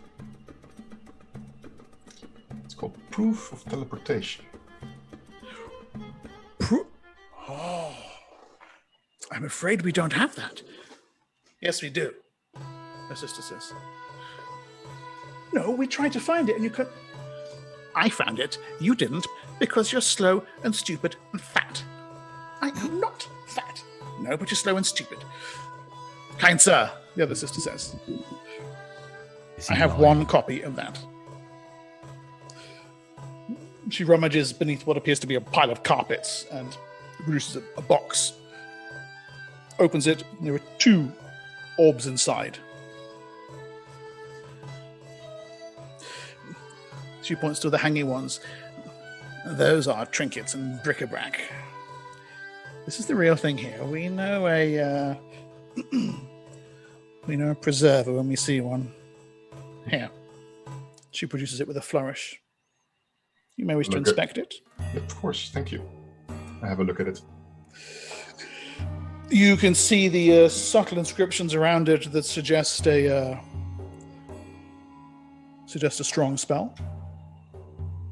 The gentle thrum under your detect magic responds correctly. The genuine article. And it is of the right. It's of the right school as well. Yes. How much?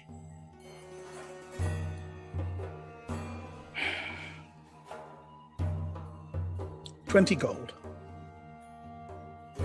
I look at Matthias. What? As in, sugar daddy, please pay it, or? No, as in, sugar daddy, please haggle. Oh. Yeah, I was going to say, yeah, I haggle. I was going to say, can you please buy this for me? Yes, I will try to haggle if I can. Yeah, give me a roll for that, please. Dun, dun, dun. Maybe you could also Can I appraise it first? Yeah. That'll tell you its material value. Yes. That's not useful for you. No. Yeah. I'm assuming you know what it's worth, Portek. I know that it's the real deal, but I don't have appraisal, so that's not going to happen. I've got appraisal, but yeah, would I know what the actual price of the spell would cost? You're lame and I blind, and the never shall the twain meet. So it's not going to happen. What do you want? Is it bargain? Yeah. It is worth 20 screws. 20 screws. Bargain. 50. I don't like your face. Bargain. See. 20 screws. Okay. Yeah. Nice. All right. Okay. Look, I'll let you have it for 15. But I'm staking myself out in the desert for the dragon at that price. But is he lying? We've not. Is he lying? Is she lying? Yeah, she's lying. Yeah. I think you could probably go 10. Even that would be still expensive, but we are where we are. I start counting the 10 in my hand. 10. 10 is good. I know it is. It's very good. But you've given me a good deal, and it will be for good use. Thank you very much. Gold changes hands, and she gives you the spell orb. Any other magical stuff around here? Expensive ball. You are looking for weaponry, perhaps? Just anything that's interesting. I like knickknacks. Magical knickknacks. She points further down the way. My cousin there. Tell him Raka sent you. And that you would like to see his rings. Thank you. So, you head down to... Yep. Okay. You've never seen an overweight elf before. It's quite an alarming sight. It's kind of leaning back in a big wooden chair. What do you want? Rekka sent me to see your rings. Oh, I'm sorry. Yes, right away. He produces a long roll of cloth, which he unfurls, and threaded on a piece of Ypres stick down the middle are 6 different rings. Portek, to your eyes, each one shimmers with magical energies. What are the schools? You see Alteration 2, Abjuration 2, Evocation 2. Those 2 are protective. Those 2 are alteration magic. And those 2 are Big Bang magic. They do something explosive. What do they do? Right, talk to them. This one here is a ring of the shooting stars. This here summons lightning. This here renders your mind impervious to all manner of psionics. This one here protects you from physical blows.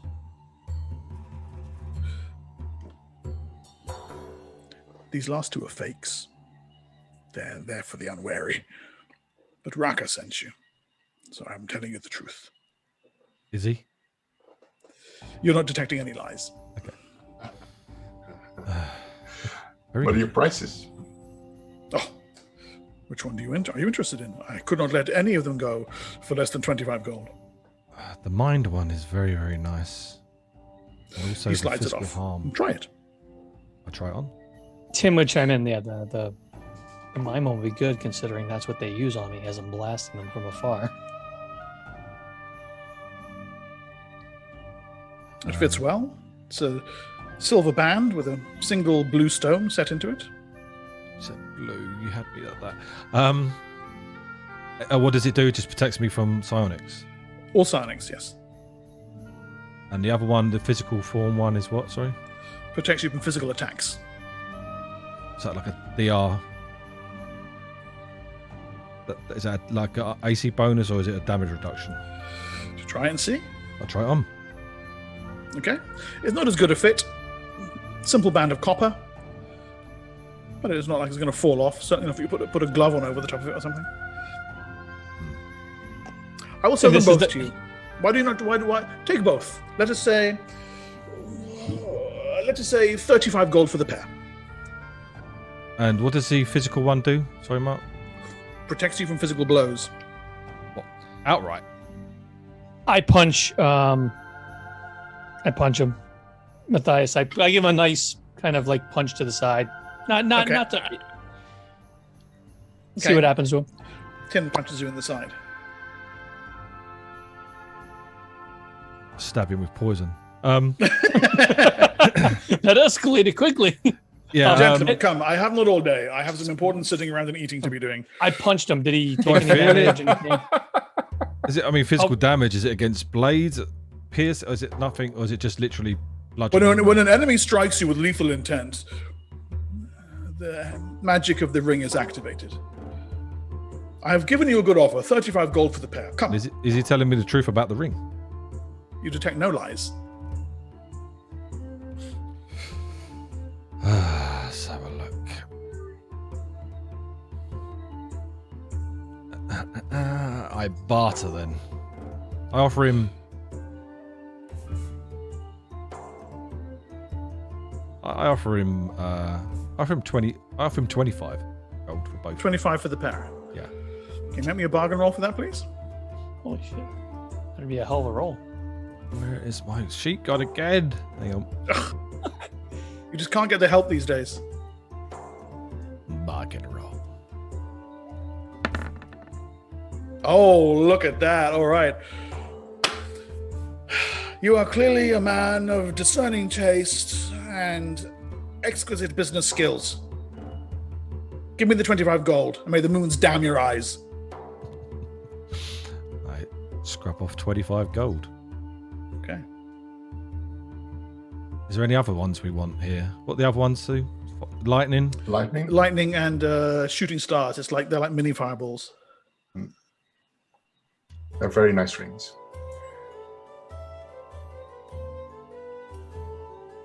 Give you another 10 gold for the other two.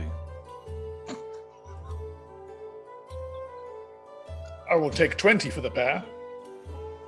And I'm staking myself out in the desert to die for the dragon at that price. Another 15. Is that a lie? We're friends now. Are we? Give me another roll, please. Shit.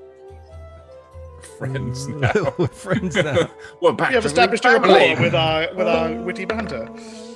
And one sale. Look, 15. Agreed. 15. Okay. Right. Thank you very much. No. Thank you. Please don't come back. what should we come back for? You have nothing left.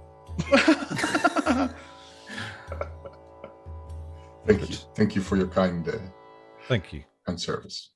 Thank you. Four I will spend magical my gold rings for wisely. 35 gold.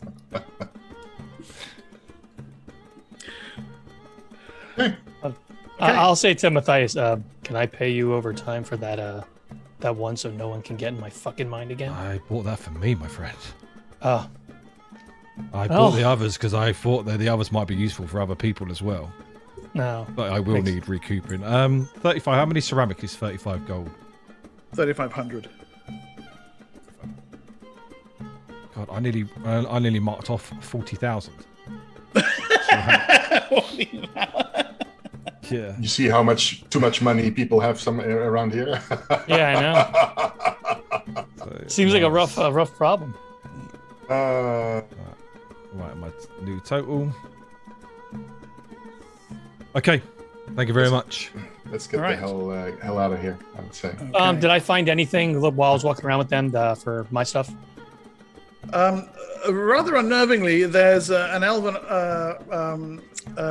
Bowyer and Fletcher who, seeing the way that you're kind of dressed and carried, beckons you over and offers to sell you the bone bow of Faloth. And I will thank him for the. I will thank him for that. Well, this They said, no, thank you, already got one, right? I've already got one. Thank you. Yeah, he probably would say, "Thank you, I already have one." I meant the bone bow of Kaloth. I like how quick you figured out your mistake. Have a nice day. I wish you luck on selling the bone bow of whichever name you give it next. Thank you, sir.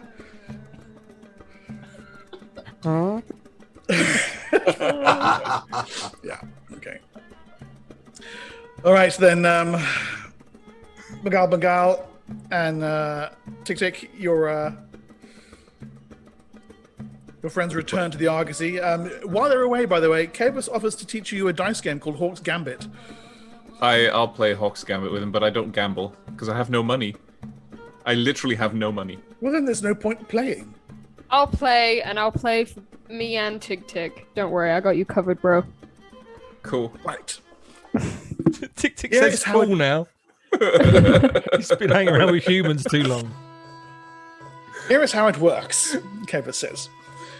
We roll dice in increasing numbers. And he produces a bunch of dice. They're all little kind of different shapes and sizes. There's one that's 4 sides, one that's 6, one that's 8, one that's 10, one that's 12, and a weird-looking one that has 20 sides. Oh, that's really odd. Does the 21 have a weird sort of 8-legged creature on it, perhaps? No.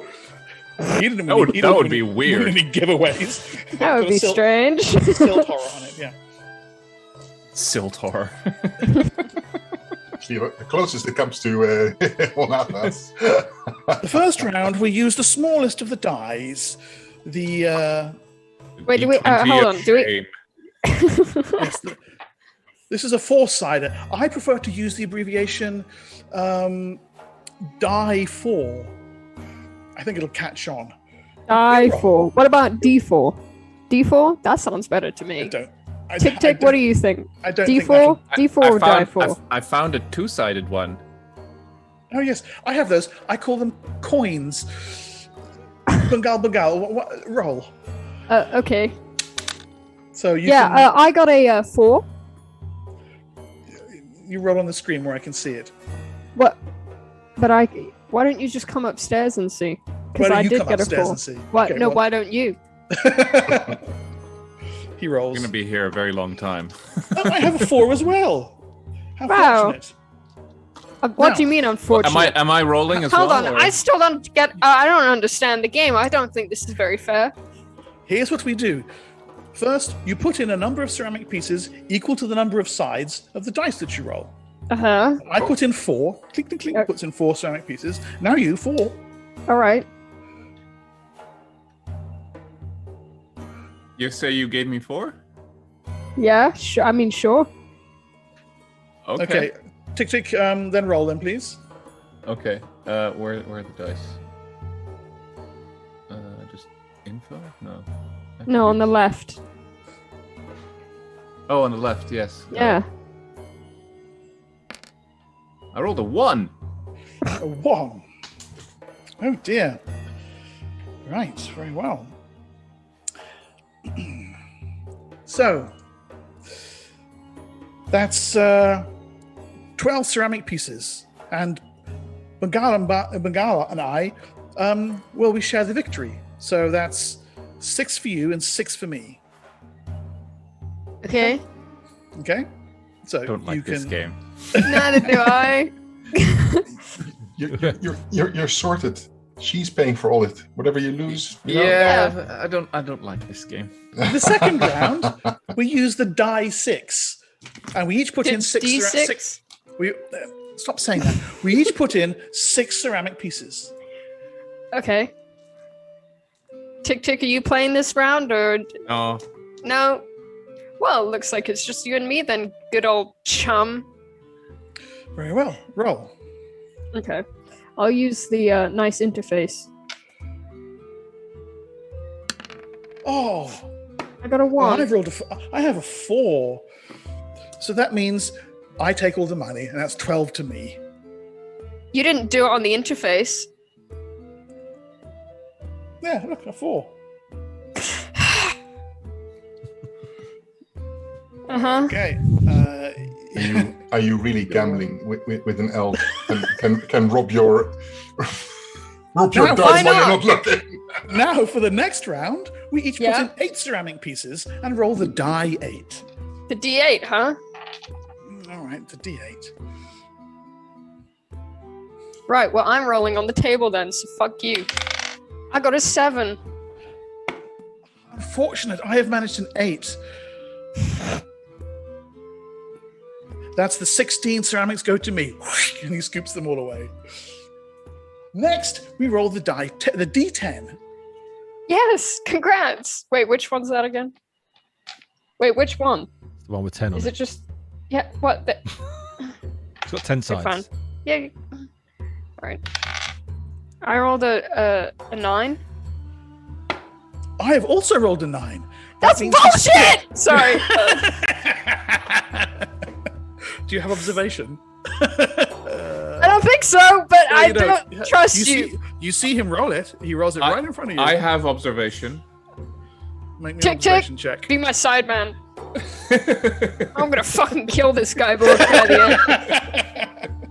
Anyway, Listen, he He might be a tricksy elf, but I'm an angry halfling. I rolled a 1 on my observation check. You fucking asshole. that technically speaking is a pass.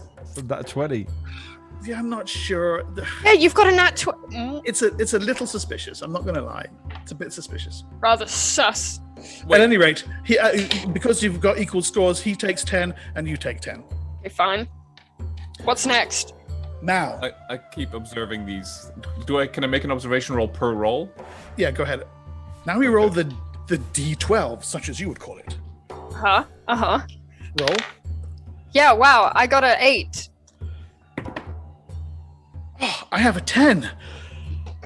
Unlucky, Bungal. I rolled a 17. So no, that seems perfectly fine to you. So That seems perfectly fine? he takes your 12 He's not ceramic cheating? pieces. With a 17 over 11, you can't tell. Oh, I have to roll low, don't I? You have to roll as high as you can, but no higher than your score, which is 11. Okay, gotcha. So the 1 was actually pretty good. Yeah. No, wait. Well, it wasn't very good, but it was a pass. That's why you think there's something going on, but you can't guess what it is. Oh, Now okay, gotcha. Now, the final roll is the D20, and he puts out 20 ceramic pieces. Now you put out your 20 ceramic pieces. Now, here is the gambit. Both you and I have been racking up a score throughout the game. Yeah. Right? Now, the gambit is, after the D20 is rolled, of course, whoever wins the D20 roll will take the other's money. But one of us might have an overall score that is better than the other. Would you wish to place a bet on this? The so-called No, gambit? Possible. absolutely not. Are you sure? Because I fucking know who's winning. I bet you a silver piece that I will win the overall score. Yeah, have fun with that, because I'm not. Fine, unfortunate. Roll your D20 then. Yeah, okay, I'll roll my goddamn 20. I got an 18. Oh, I got a 19. I got it. I actually did this time. I mean, I did. Actually did this time. I rolled an 18, so Tick didn't see anything. You don't see anything, no. And so, yeah, your 20 ceramic pieces vanish along with pretty much the rest of your money. Yeah, that's all right. So you This lost. is a very strange game. I don't like this game. Neither do I. Yeah, so you've lost a fair bit there, I'm afraid. Were you keeping That's track of okay. how much? Were you keeping No. track of your deductions? Nope. Right, well, I actually was writing them down, so I'll tell you. 48. That's the 4, the 6 you equaled. 4 and 8 is 12, and there's 22, and then you equaled the next one, which was 6, so that's nothing there. 22, 42. You lose 42 ceramic pieces. Oh, that's nothing. All right, then. Yeah, it's nothing. Oh, it's nothing. Maybe you want to have another go. Nope. Not until I get someone like, I don't know, Constantine, who's better at observations. No offense to Tick. No, here's the thing. When Tin comes back, holy shit, it's all over. You forgot. All over it's for like- you! you know, if you get a laser pen with like in front of a cat. So these dice, if you can imagine what Tick's like, he's trying to like get them. He's like a pet. Actually, he does it with eyes like this. He's following more dice at the same time. Yeah. That was a fun game. Do you want to play another game? I've just made it up. It's called Let's Go Hunt the Elf!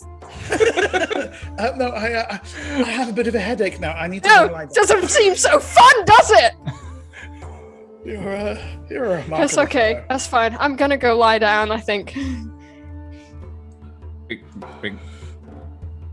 You should go try this game with another elf. So, your companions eventually return to the Argosy. I watch Bengal leave in anger, and I just look at the elf and like,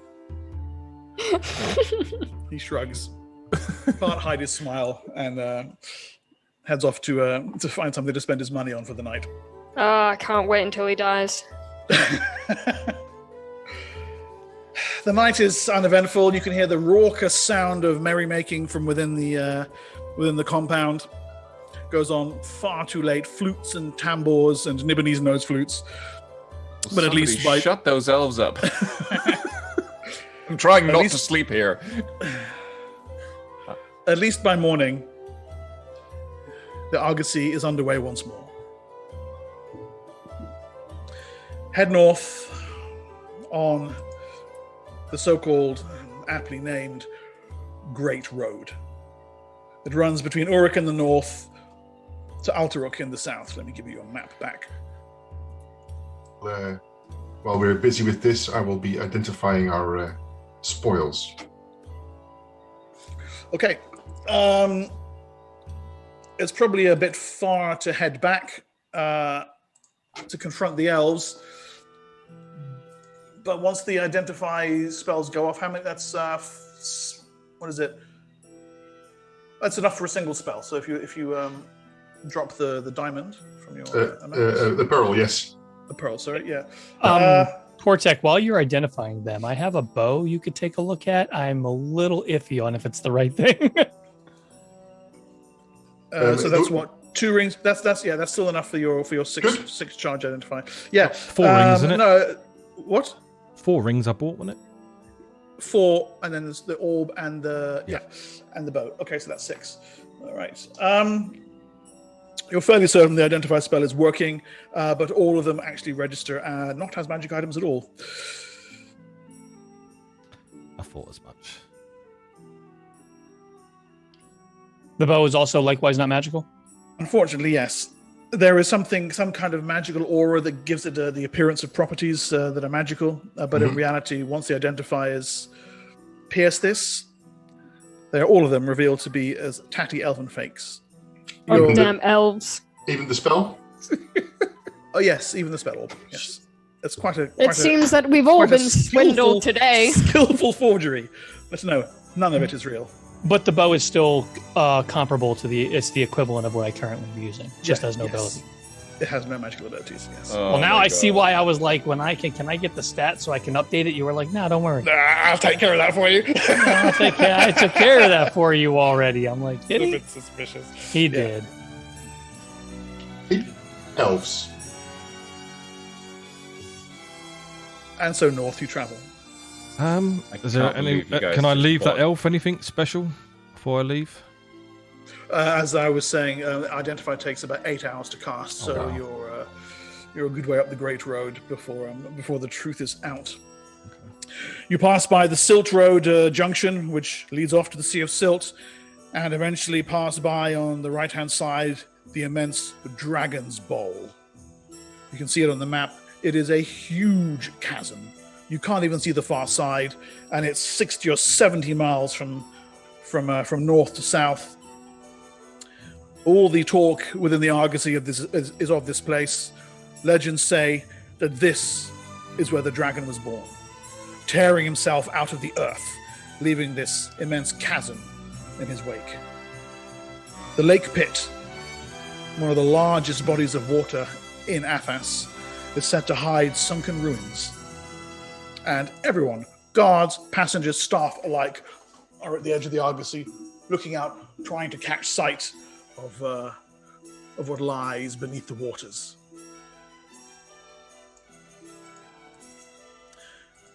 And so finally it is, after almost 3 weeks on the road, that it comes into view. In a hilly region where the ringing mountains meet the tablelands, its fertile belt maintained by careful irrigation from deep wells, surrounded by grain fields and fruit-bearing orchards. Urik. It gleams in the morning sun. Stone walls steeped in yellow pigment from the sulphurous waters of the nearby Lake of Golden Dreams. The city of the lion. Statues of bold bipedal lions march to war across dizzying walls topped by stone lion heads serving as merlins, while sentries stand guard, bows never far from their hands. As the argosy grinds to a halt outside a caravanserai outside the city, you can see that there are, quite simply, immense queues of people outside the walls, each shuffling forward step by step under the rising heat of the sun. Templars scrutinizing each of them. There you go, looks a bit like that. This is a gauntlet that you will have to run yourselves, if you are indeed to gain access to the City of the Lion. And actually, look here. It's a half giant and a halfling on his shoulder. Oh, damn. Yeah. We will see how you transpire, how this transpires, and how you fare at the gates of Urik after the break. Dun dun dun. All right. The city-state of Urik. I've slapped a map up on Roll20 for you guys. As you can see, a city abutting the base of rocky low hills, almost entirely square in its makeup. The streets within regimented The yellow glazed walls, impregnable, impassable, impervious. You've been in and out of this city several times in your lives, indeed fought in the obsidian pit of Black Death in its southeastern corner as gladiators, acted as agents of the state for House Lubar, or labored as slaves. Now you return here after about a year, and you have the gamut of Templars at the Obsidian Gates to deal with. While your companions, Q, Matthias, you take Yaren's veil, disguise yourself, and weave among the crowd, as you've said, selling off the fake magic items that you were lumbered with at Silver Spring. And the bow. Can you give me a fast talk check, please? Yes, I can. Fast talk. 7. Okay.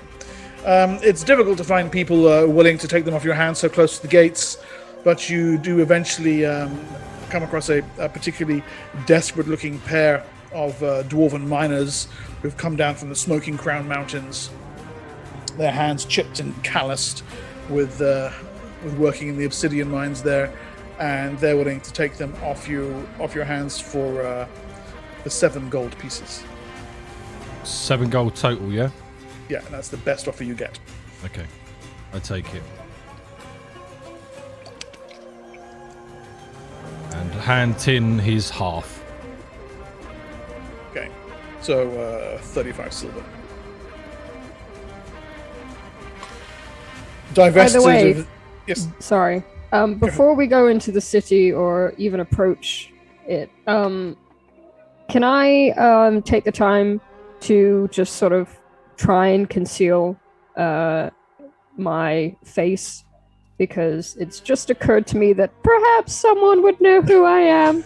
You're a bit famous. Yeah. I would like to, that being said, also, of the you said 35 silver you gave me? Yes. Okay, 15 to Portek. Okay. Did Cole lose any as well? Oh, did you buy all of his items for him, or? I bought all the rings. Oh, The orb he did. the orb.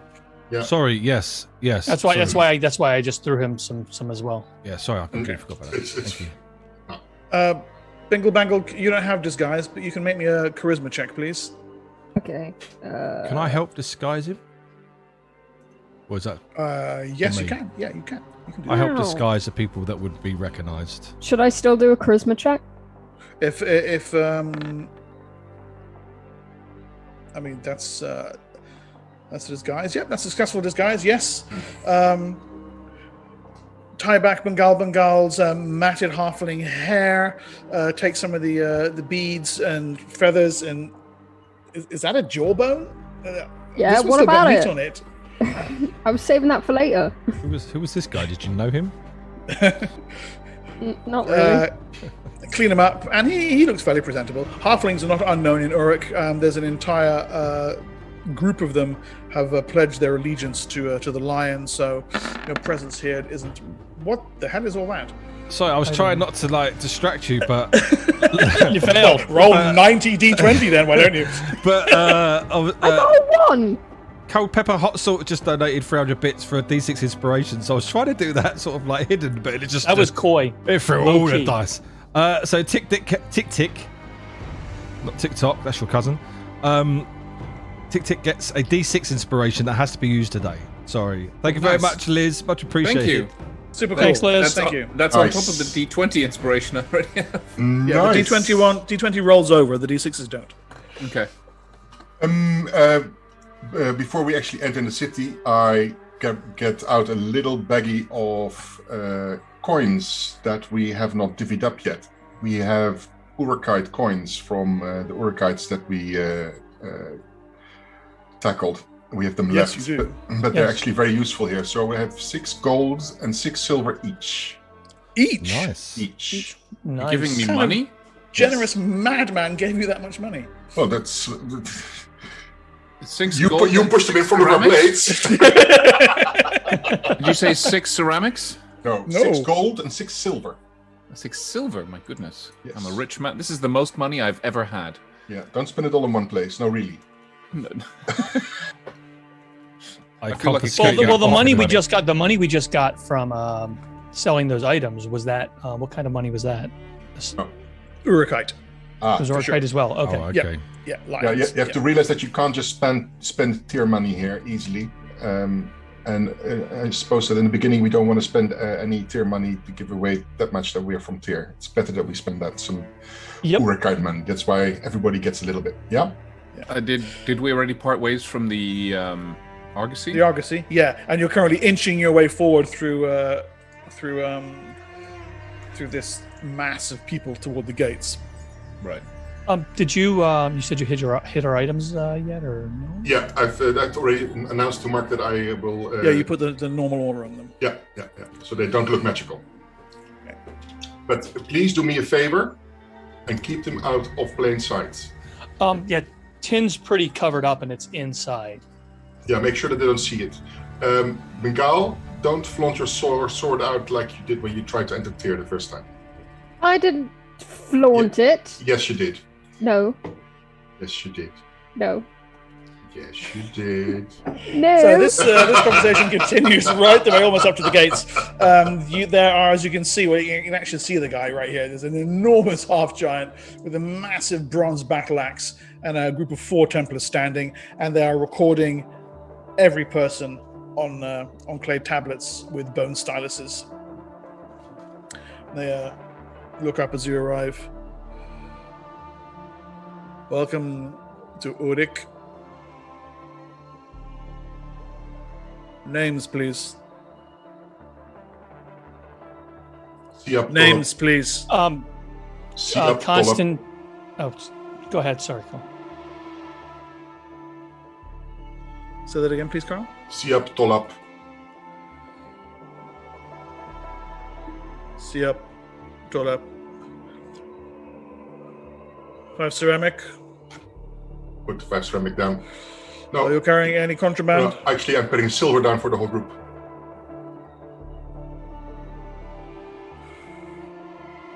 There are 1, 2, 3, 4. There are 6 of you. Kavos is with you. Mm-hmm.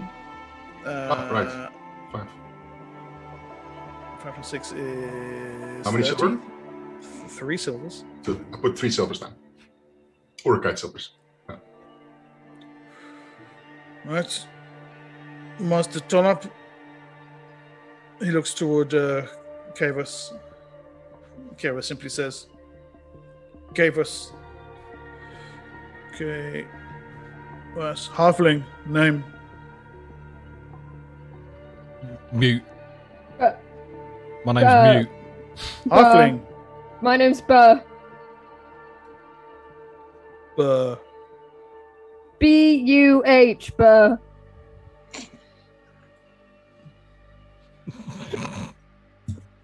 You, sir. Jaden. Stan. Conton. Okay. And the Kreen. Click tock. To end with the Kreen, of course. Did he say TikTok? No, I said, He did. I said click tock. Oh, Click, I distinctly heard TikTok. I heard TikTok. click tock. Teach egg of life. What are you all crazy? Any of you carrying contraband? Grand. No. No. Any of you carrying magical items? No. Big Leviathan. No. Or one of the other Templar kind of leans over. My friend here says you're all lying. You know, there are severe penalties for lying to a Templar of the Lion.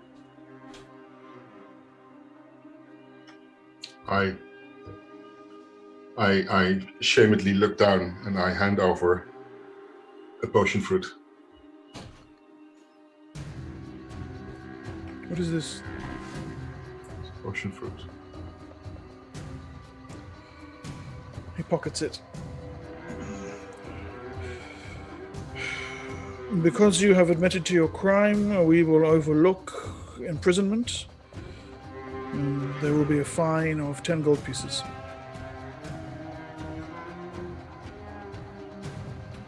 I shell down 10 gold pieces. Thank you. Oh, I know. Yeah, I do actually. I can.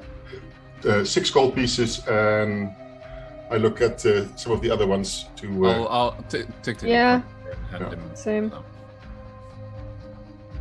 You're welcome to Urik. Next. Stab him with poison. walking. Can I pickpocket him on the way past? No, don't even. No. Roll. Stop. It's the roll's already been called for. Asshole. I hate you. Yeah, I fucking hate you. Yeah. I hate you. Listen. No, I'm with them. I love you. This is abhorrent.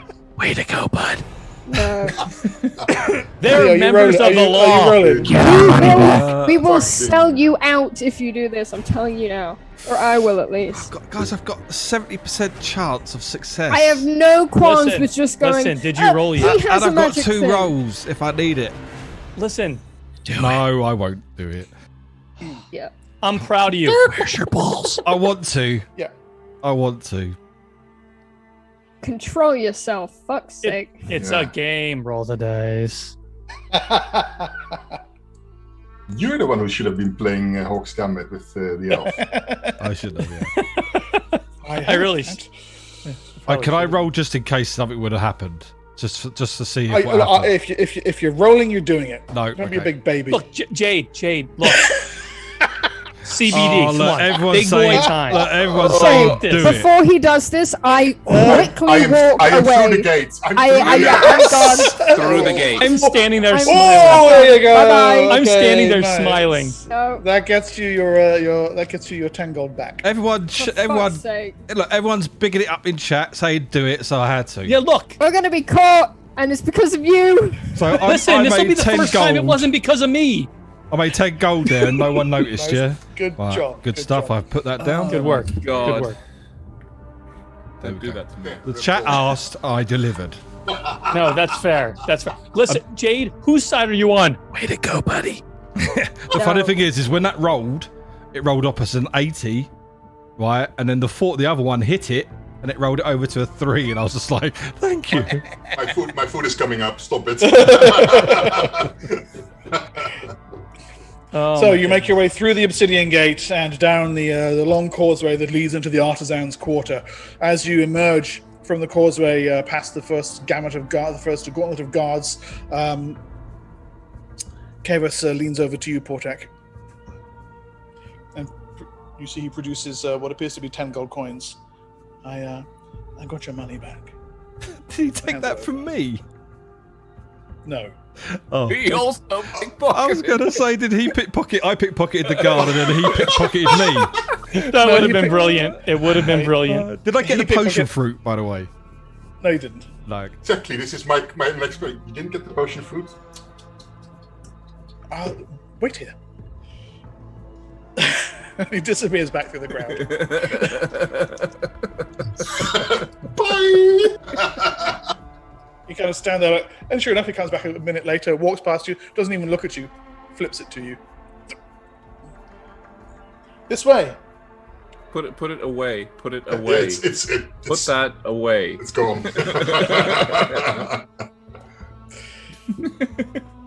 The Artisans' Quarter is a well-to-do part of town. Urik, as you may remember from having lived here, is famous for its pottery, and all manner of ceramics and glazes and similar decorations are on offer here. But it is through these well-swept streets that Kavus leads you toward Potter's Square.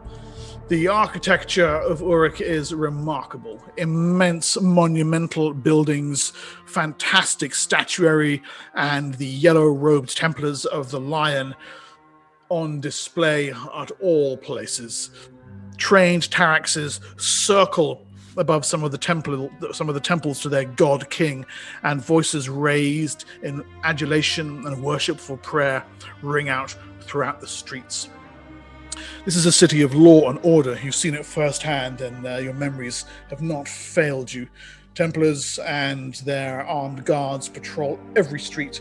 The streets are swept clean. You even see people several times going up and down the streets and the side alleys, making sure there is no debris, no dirt, precious little dust as well. The markets are busy and pleasant. Street crime would appear to be a rarity. Who would wish to tempt fate and the ire of the yellow robes just for scraping a few coins here and there? And actually, the overall feeling, well, it's kind of reassuring. You almost feel like you could put your coin pouch down by the side of the road and come back a day later and it would still be there. This is starting to sound vaguely familiar. I don't know what you mean. And it is as you round the corner toward Potter Square, of course, you are reminded why.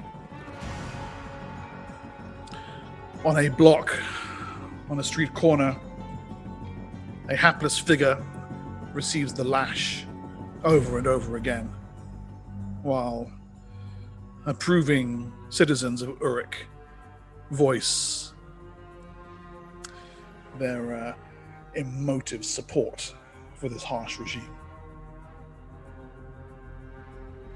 Finally, Potter Square. On the map here, it's marked with a J. There. It's actually more of a quadrangle. Shops and ceramic apothecaries and all manner of outlets surround an immense kiln. I mean, the thing's like 3 stories high in the center of the square, with all sorts of oven doors around it and scaffolding around the outside to allow dozens and dozens of potters to fire their wares all at the same time. During the day, the fires are not lit. The heat would be unbearable. But come nightfall, you know this entire place will be alive with the light of the kiln, the lights of the shops, the flickering torches of the street, the unofficial heart of the city. Kavis stops here. Find yourself somewhere to sit and drink quietly. Don't get into any trouble. I'll be back within the hour. I go now to inform my companions that we have arrived and see if we can arrange a swift meeting so that your business here might be taken care of soon. My friends, I will return shortly. And he turns and disappears off into the crowds that throng Potter Square. I presume you take his advice and just sit down and have a nice quiet drink, but I feel duty-bound to ask. I pickpocket everyone. No, I don't. I support him in this. I want to take up a position of observation, so that if they're sitting down at a table, I want to stand sort of by a wall, a little out of the way, just minding my own business, but kind of keeping an eye on the surrounding. Find some food. Suspicious. Find a nice Likewise. place to eat. I'll nibble on a bit of dried meat. I'll sit with everybody to eat and whatever they're doing, but I'm sitting somewhere where I can quickly react. Observation is up, as always. And if somebody acts like they're looking at me while am I standing there, I pretend to be cleaning my arms. Yeah, okay, good. Well, you, let's say, knock off 2 ceramic pieces each for a nice kipped skewer, a bit of broy, perhaps some dried greens. You settle down in the shade of one of the taverns overlooking Potter Square and enjoy the clamor and color of the passers-by who make this place such a thronging site of of civic interest. So you said you had your observation going, Constantine. Yes. Can you give me a roll Yes. for that, please? Always. Always. Two This parrot. just applies to Matthias. 10. I got to get my my sheet open. Sorry, just what, Mark? This just applies to Constantine. I thought I mentioned I was looking as well. I know, but you don't know who this person is. Ah, fair enough. Oh, no, I sucked. Shit. You've got a D20. Use it. Oh yeah, I'm using my using the D20. Good call. Good call. Rolls a natural 20. If I do, I'll piss myself. Okay. Beautiful. Nice recovery. Okay. Forgot about that 20. Yeah.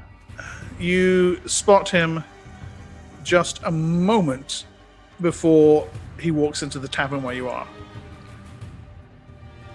It's one of your sergeants, Carvus. You were certain he was dead, captured and executed along with the rest of your men. And yet here he is, sidling into the tavern, up to the bar, his head just kind of looking around, taking in his surroundings, moments away from seeing you. My hood and everything's up anyway. I'm obfuscated already, but I'm just gonna go more to my drink and then kind of out of the corner of my mouth, just Portek, one of my old companions. I'll say like 12 o'clock wherever. Yeah, I fast but slowly duck under the table to adjust my boot.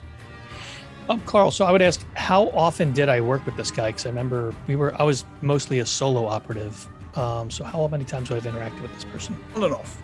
On and off? Yeah, Okay. those times when you needed a small group, Carvus was one of your go-to guys. Okay.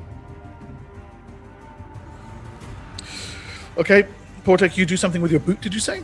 Yes. And what is that? Just adjusting it so that my head is underneath the table and I won't be seen. Okay, fine. Gotcha, because you would have known him as well. Could have been. I don't know. Right. I did not have that much. Tin, you've got a rough hide in shadows ability, haven't you? Why don't you make me roll on that, please, to see if your attempt to obfuscate yourself is sufficient to hide yourself. Okay. I was relying mostly on my clothes and how I hide my visage anyway. But Yeah. Well, we'll use the roll to represent that. Okay, where am I going here? Road. Shade away. Hide in shadows. Oh, this is not going to be good. Why? Hiding shadows good. Oh, it was. Okay. My All right. My hiding shadows is 36%. Portek, give me a roll. Oh, wow. You've got it as well. And I just throw my cloak over him. I'm hidden pretty well in the shadows, just kind of Yeah, like that's inconspicuous, sure. It's now 5%. Stealth abilities. He's built with skills and powers. Yeah, skill and powers. Good They're lord. not very good, but they're there. Let me put it that way. There you go. It's a fighter ability. they Yeah. exist. Yeah. Was it slash right? Slash D100, right? Oh no. Color me impressed. What's the roll, guy? I've rolled it for you. Okay. 08. Perfect. Thank you. Yes, very nice. All right. Okay. Carvus gets his drink and goes to sit outside, safely out of your way. Finishes his drink about half an hour and is gone. You eat your meals as inconspicuously, trying not to show your nerves. And before the hour is up, Kavas is back. Is he trailing anybody? Make me an observation roll, please.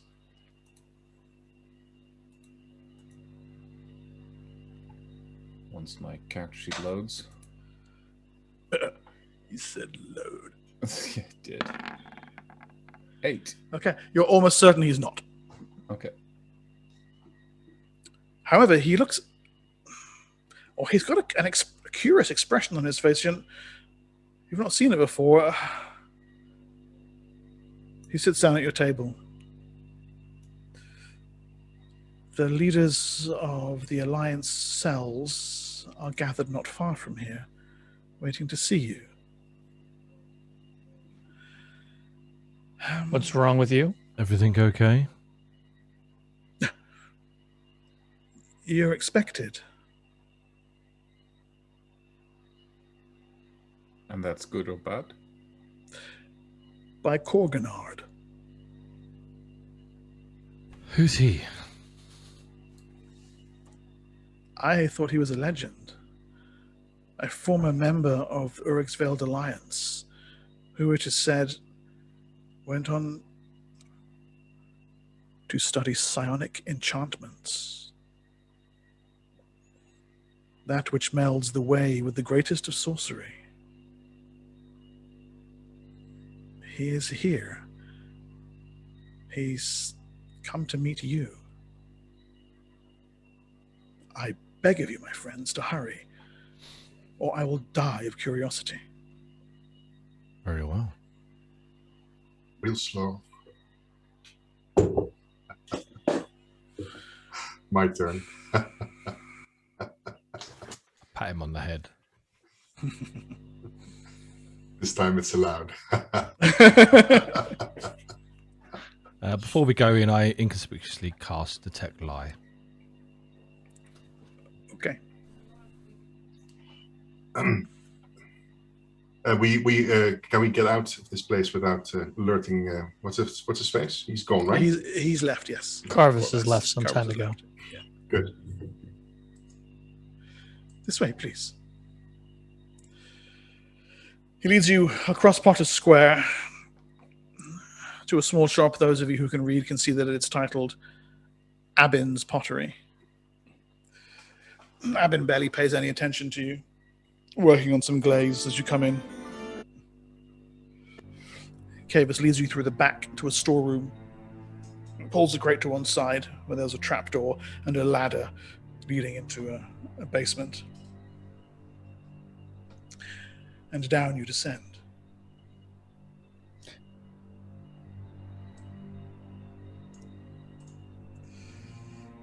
It's a small room. It has a couple of curtained off areas at the back, another curtained off area to your right as you come down the ladder, two large braziers burning with coal, lending heat and ruddy illumination to the subterranean space. And near the curtain at the far side, what looks like some kind of font. You can see the glimmer of water in it. There's a handful of people here. Kavas, of course. That's Kavas there. A bald, muscled human, a half-elf with a semi-mask over his head, frowny woman with a headband, and an old man standing at the back, kind of peering at you through the gloom.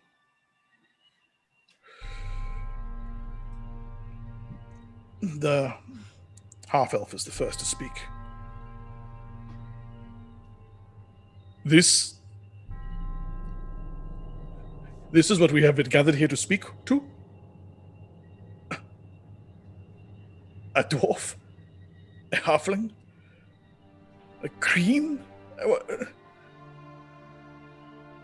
And he is certainly no preserver, he says, looking Constantine up and down. And you, what are you? Oh.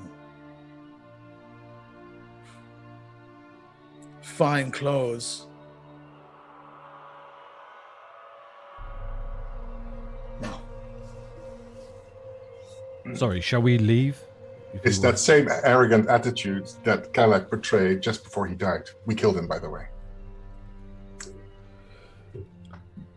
Keva says nothing, just kind of steps back to watch the proceedings.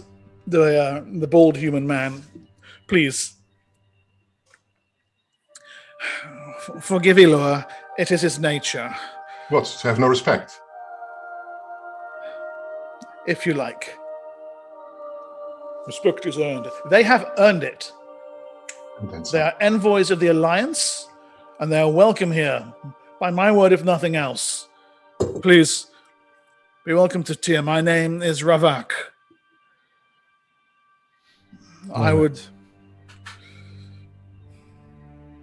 I would like to thank you for making the journey this far. We have some understanding from Kevas of that which you wish to discuss. Come, make yourselves comfortable. I mean, it's a vain offer. There's a crude bench down either side of the wall and nothing more. The woman regards you as you troop down the ladder and into the chamber. Which one of you did it?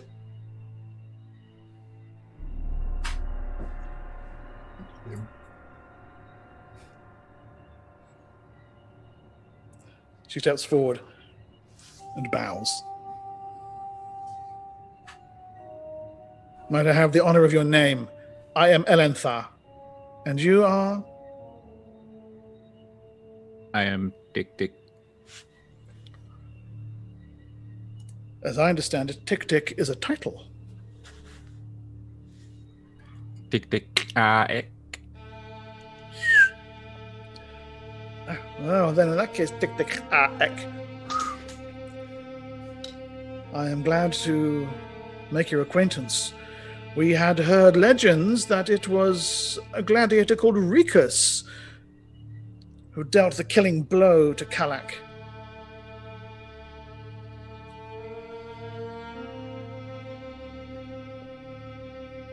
Half giant broke Rico's back. Right. Well, the truth is more preferable. Is that not what you're always saying, Jago? The old man shuffles around the brazier. Yes, and that has learned my lessons well. Thank you for making the journey to Urik. We are the heads of the cells of the Alliance here. Our leaders, Leodicus and Thania, how should I put it? They are feuding, Ilo says. They are feuding fools. The Alliance has been riven by them. Otherwise, you will be standing before our leaders, and not just us, lieutenants. Lieutenants, we may be, Jago says, but we have been keeping the Alliance alive while they pursue their own disagreements.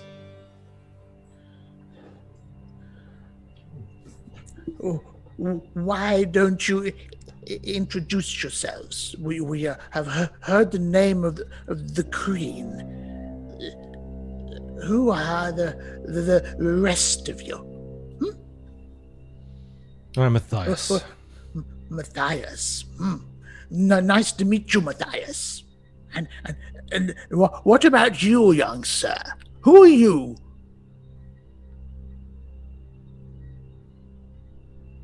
Constantine. Speak up, little fellow. Don't be shy.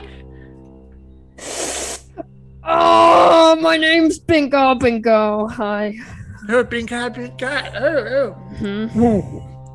Wait, Novik says. The gladiator. Yes. I Yeah. saw you fight at the Zenalia festival. You cut the head off a nightmare beast with a single blow. Yes, I did, in fact. I don't think you did. That doesn't sound I very fucking likely. did. I totally did. There's no need for that kind of language. My apologies, the youth of today. Oh, yes. Well, in my day... Yeah, that's all good. Yeah, all right. This is Constantine. You want to introduce yourself, Tin? Yeah, Constantine. Please mind yourself a little bit better around my companions. I don't care what happened in your day, but he's not as young as you think, and don't be as disrespectful. Oh, well, I stand corrected then. And thank you for reminding me of my manners. When one gets to my age, it's quite possible to... Anyway, so And yourself, Master Dwarf.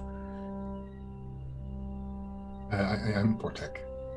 Portek. I knew a Portek once. Anyway, right, so the levy. Yes.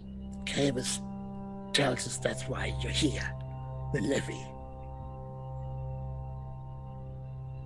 What do you know about it? Yeah. It's Can you real. tell us anything? Yes, much is spoken in hushed whispers of the levy.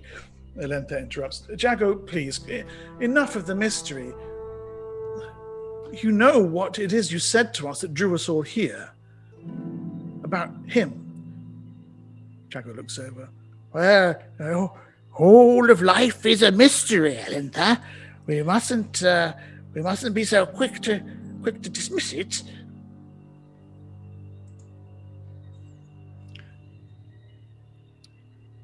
So time is of the essence. We understand you're building a very big mystery, and we're very impressed. I'm all observing, of by us. the way. Yeah. And you would like to allude to your age and all that you've seen and know, but this is imperative that we know it now. You could take a year to tell us, and we would enjoy the tale, but we need to handle this swiftly.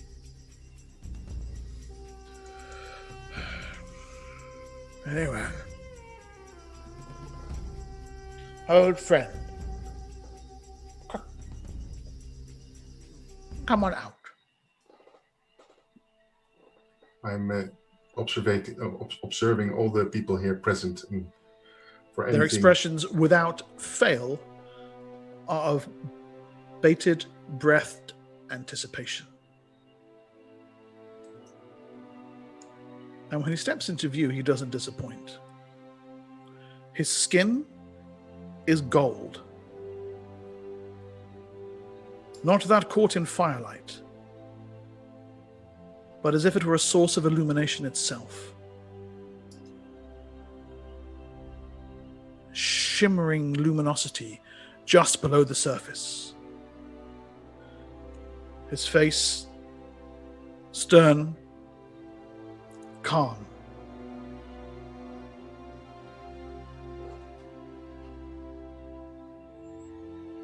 And he turns his eyes upon you, no pupils, just pale silver light.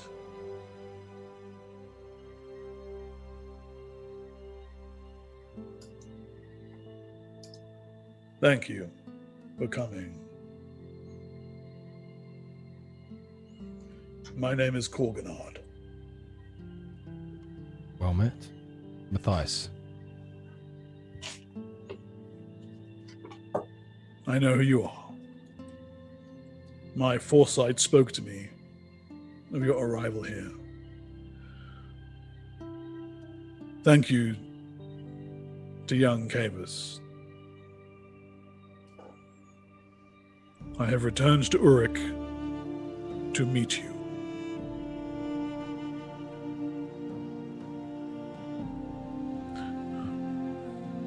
Once the Alliance was my home, until I moved on to other paths in life. But I can confirm what Jago has said. The levy is all too real. As you have no doubt surmised, it is a sacrifice paid yearly to Dragon. Each of the 7 cities meets this levy.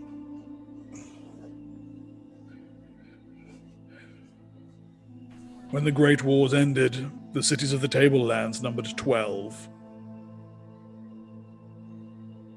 The levy was far smaller. As each city falls, the numbers rise.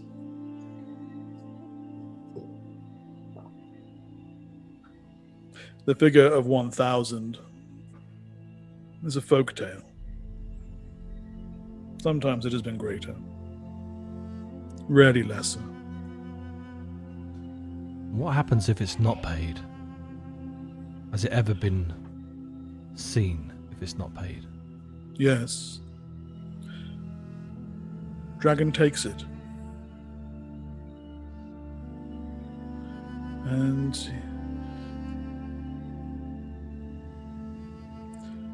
the city pays a terrible toll. Not just in the lives of those he has taken, but in the lives of those who are punished. As a reminder, not to deny the dragon its due. Was this what happened 40 years ago in Balik? Yes. So there's truth to that story. Yes. You are learned indeed if you have uncovered that. Androponis was forced to confront the beast. It took everything in his power to keep it away from the city. And he threw himself upon the mercy of the other sorcerer monarchs, who paid the levy for him. Why? He is still paying tribute. Why pay the levy in the first place? Why not band together and make a stand?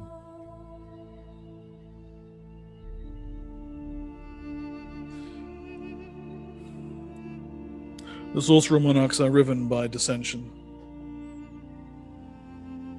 For them to cooperate against the dragon, it is in theory possible. But the rivalries and grudges that would have to be put aside for such a thing, it is easier to pay it. What care they for the lives of their slaves? There is another explanation,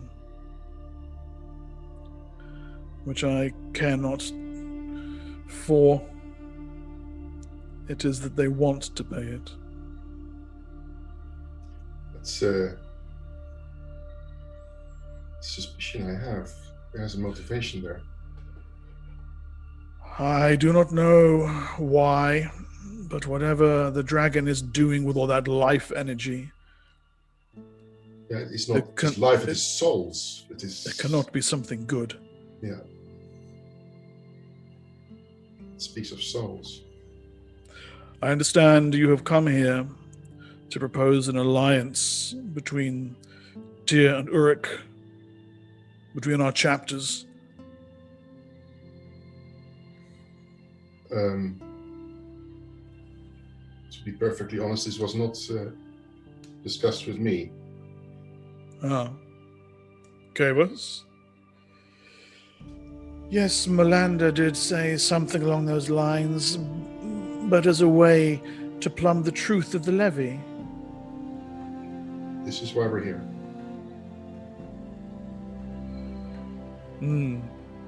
You seek not then to repeat your heroics from Tyr? This is not why we're here now. We're trying to figure out what is the truth about this levy. We only just found this out. And we have another problem, is that we've understood this through communication with the lion's pet. I will not speak his name, but it is foul indeed. I know whom you speak. Yes. But that the levy is indeed true, but not just that, that apparently the levy gets paid by each city in a different place. We know where it gets paid by your city, but we don't know where it gets paid by our city. Crackbone Hollow. That's where we have to deliver ours. A dried lake bed in a valley to the south of the Tyr Valley, filled with bones. Stories say they are the bones of the fish and other lake-dwelling denizens that lived there before the lake went dry. That may have been the source of the first bones there. I see. Many have been added to it since. Do we know what happens when they are delivered? No. However, there is a way to find out. Transformation. My transformation. I have begun to walk a long and arduous road. Once I was as a man. Now I am becoming something else. With each step I take along this road, my power in the psionic and magical arts grows. Does this involve this transformation, the swallowing of obsidian orbs? It does not. Thank you. You speak of the Defiler's path. I am no Defiler. I have only seen that transformation, and it was worrisome indeed. Yes. What I propose is the antithesis of that. But it will give me greater power, enough power to pierce the dragon's wards, to use psionic enchantment to learn the purpose of the levy, to learn what is done with those who are taken. Do you think the Sorcerer Kings know? You will need to come closer to your microphone, Portek. Your voice is becoming hard to hear. Sorry. Do you think the Sorcerer Kings know? How can they not? You think the Sorcerer King can be questioned after death?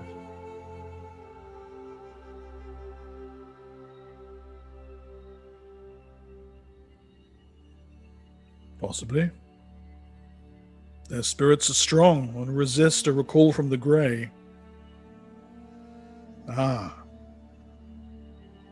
You have Kalak's body.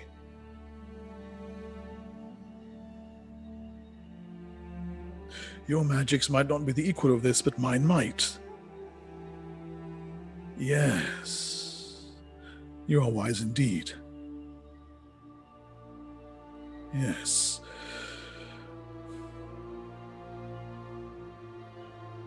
I ask for your help in my transformation. What price do you have to pay for this transformation? Or better said, what price do we around you have to pay for your transformation? Your lives have been steeped in darkness.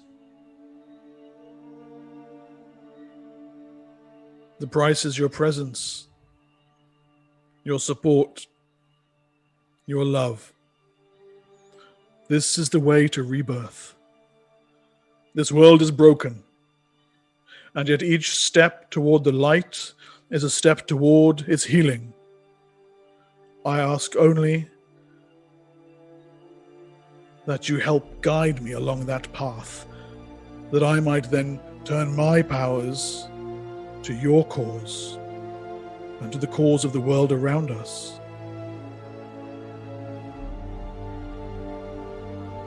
Three of you have stood in the presence of a sorcerer king. Only two of those are here today. But those two,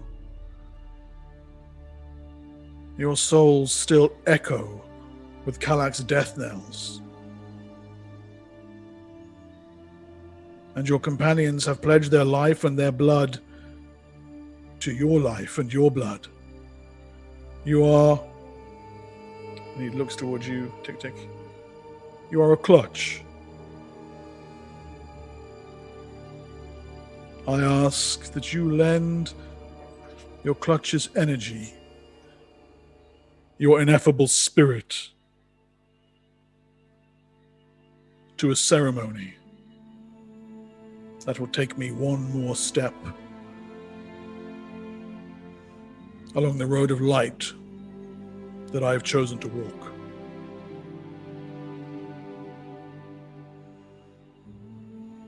No one needs to die, right? No, Matthias. No one needs to die. Oh, good. I was going to say, can you take Portek first? I'll give him a wink. I second that, Kaba says. Korgodat smiles. You pat my head once more time, and you're for it. Your hearts are filled with love and laughter. No obsidian orbs. No blood sacrifice. But this which sets us apart from our adversaries. This which makes us the hope of Athas.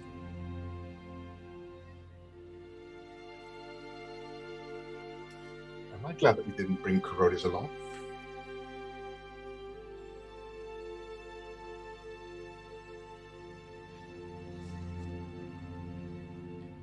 Sure, sounds good. So we give you our spirits. What does this mean? What does it mean? Powers up, I'm assuming. You say no one has to die, but give your spirit, meaning we are losing something. What does that mean? Give your spirit, your ineffable energy and hearts and minds to this endeavor of yours. What are we giving you? He points toward the fount on one hand, the brazier next to him. The elemental energies, fire and water, those that are opposed, I will unite. And in that opposition,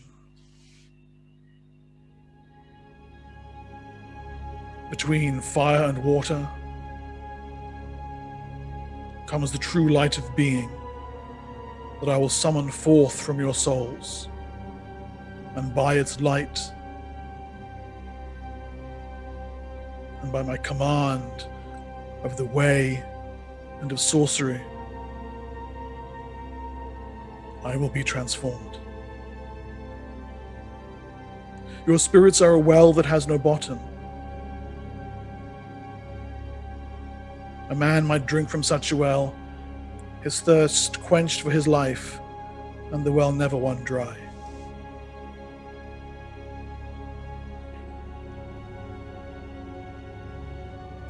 If you trust me, I will show you now. Sure. Okay. From his pouch, he pulls two small containers, opens them over the brazier and the font.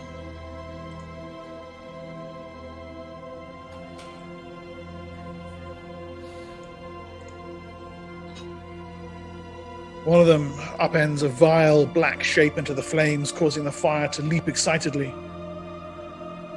The other is something that looks like ash or dust pours into the water, which likewise leaps up like a living thing.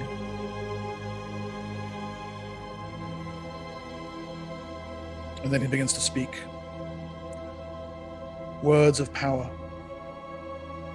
Portek, you recognize preserving magic, but laced with the precision of psionic energy, a melding of the two. A shockwave, but like a soft exhalation, spreads outward. You feel it wash over you. His words echo through the chamber. Though you do not understand them, you feel them deep within you. The water in the bowl swirls and clouds like rain arc up and over and around Korganad.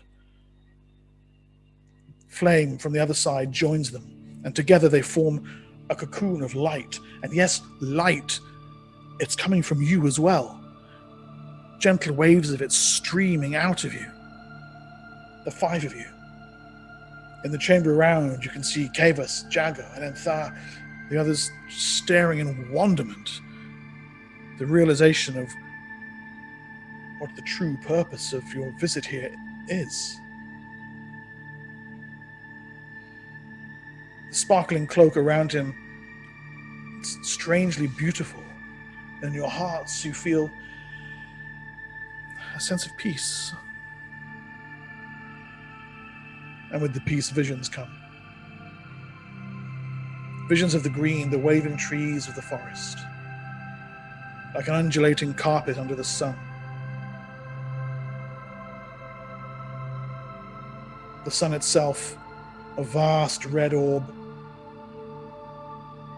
The world of Athas, its olive skies, its parched deserts. In your mind's eye, the visions roam across it. The great sea of silt, a storm churning at its heart. On its shores, a tower of white ivory that seems to reach up into the heavens. The ringing mountains cradling like the arms of a dead god. Yes, and there is death here. Great wars that have racked the world and left it a ruin.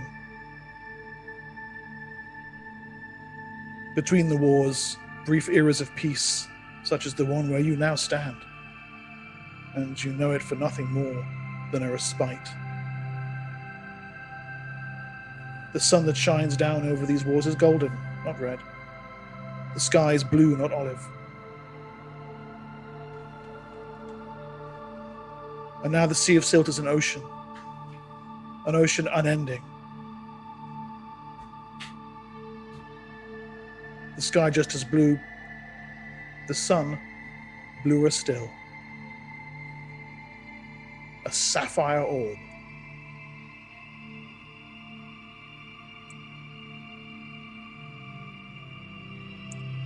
Somewhere along the way, your sense of separation from the vision bleeds away. As if the charcoal lines that sketch the edge of your identity have been just rubbed away. No difference between you and the world. No difference between you and each other. A sense of peace. A sense of being at home.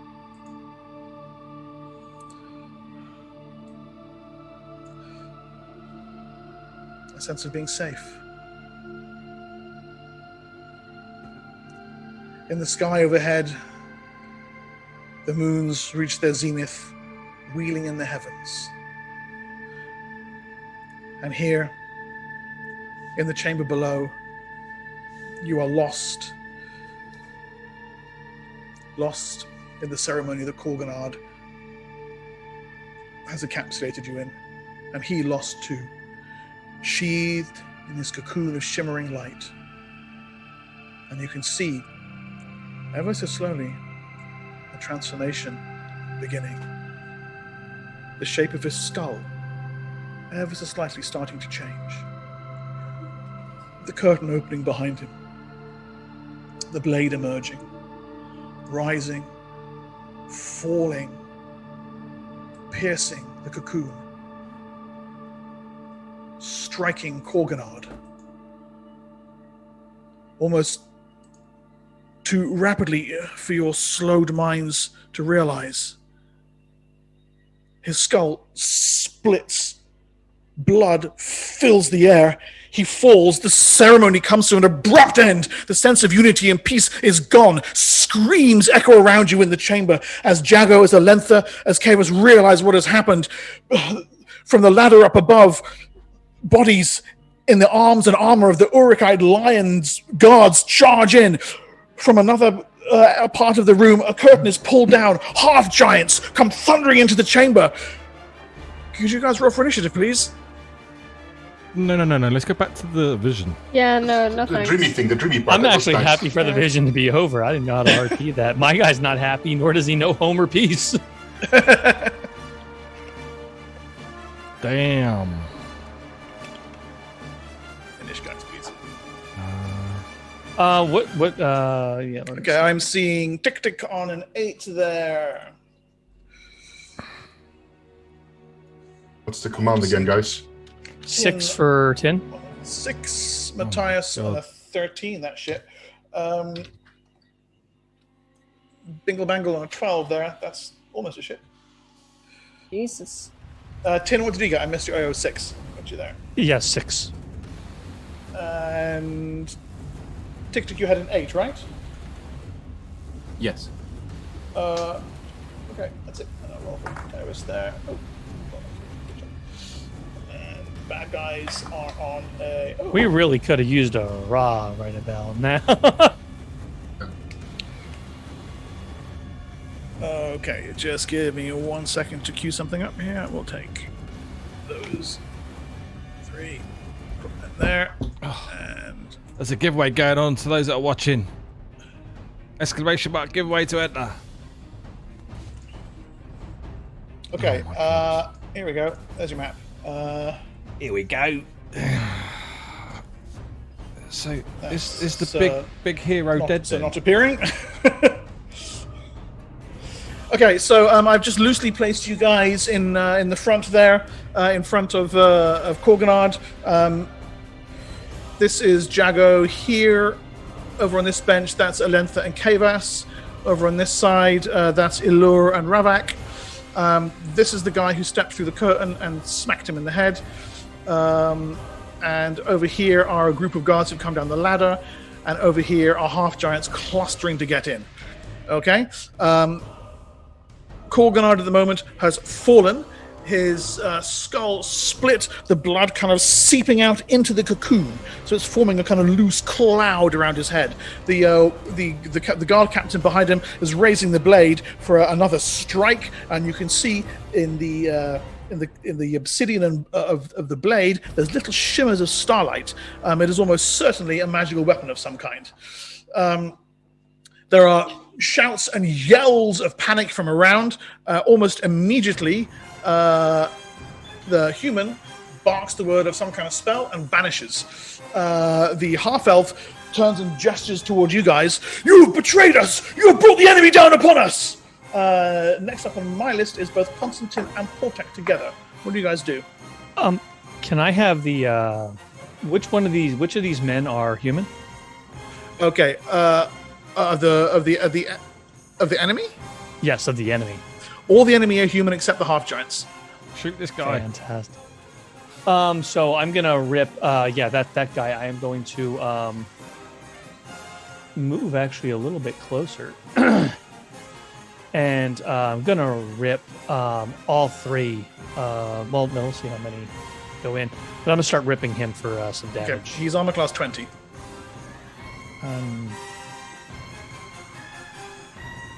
Wait, let me see. Did I roll the right one? Wait, let me see here. Preferred enemy. I did not. Don't think I rolled the right one. They're all hits anyway. Oh well, who gives a shit? Yeah, he's AC 20. So Okay. So let's go down to where's my arrows. Fan, freaking tastic. Okay, here we go, and some damage for him. I make that 34 damage. Yes. Okay, all 3 arrows slam into his armor. He pitches back almost clear through the curtains, and actually, as he pulls the curtain to one side, you can see that there are more special friends coming up the back way. Okay, Portek at the same time. Pitching backwards, right? Say that again, please. He's pitching backwards through the curtain, so he's also back there. Yeah, he's fallen backwards. Yeah, he's regaining his feet, but that's where the impact of the arrows has sent him. Okay, I'm casting a spell with casting time 3 on top of this. Time 3, so that goes off at 9. Right, on 8, Tick. I'm going to charge this half giant behind Korganard. Yep. Okay. And just bottle him and the one behind him in. Yep. In such a way that the one behind him can't get through as well.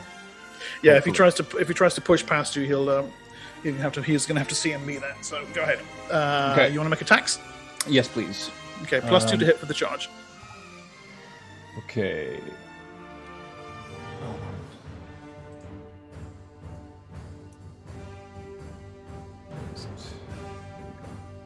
And how do I add +2? I'll just add Add it on. Yeah. Go ahead. Yeah, The okay. 1, 2, 3, 4. I'm on the wrong layer. That's why. Half giant is AC 20 as well. Okay, so hit. all hit except the first one. Well, the first one you got +2 to it, yeah. Oh, +2. Yes, then yes. They're all hits. Yep. They're all hits. And then sorry, and I need a bite as well. You want me to save for that? Yeah, Oh, roll a too bad. saving throw. No, that's a miss. That's a miss. Okay. And then the damage. Let's see it. These are large. Well, one of them's They max. are large. Yeah. 1, 2, 3, 4, 5. One of them's max damage. You got a crit. Yeah. Okay, so which one was the crit? The Fourth third one. one. The fourth one. So that's Yeah. 10. So that would have been. I don't actually know what my plus is. Because actually, I should have seen it on my character sheet. My other character sheet. Your max damage with a claw is 11. 11. Yeah. Okay, so that's 11. So it's. Gosh. 49 off. 49 off. 49. Thank you. Okay. Right. Yeah. You tear into him. Savage flurry of claws. A bite fails to get through his armor. He looks shocked at the amount of damage that you're able to deal against him, but then shakes the pain off and Hold hefts on. his blade. Move. I have a rapid retreat. Okay. Boing. And One square is 5 foot on this. Yes, and I try to move in such a way. Can I use part of my move action to pick up Korganard? No. You would need to use an actual action to grab him off the ground.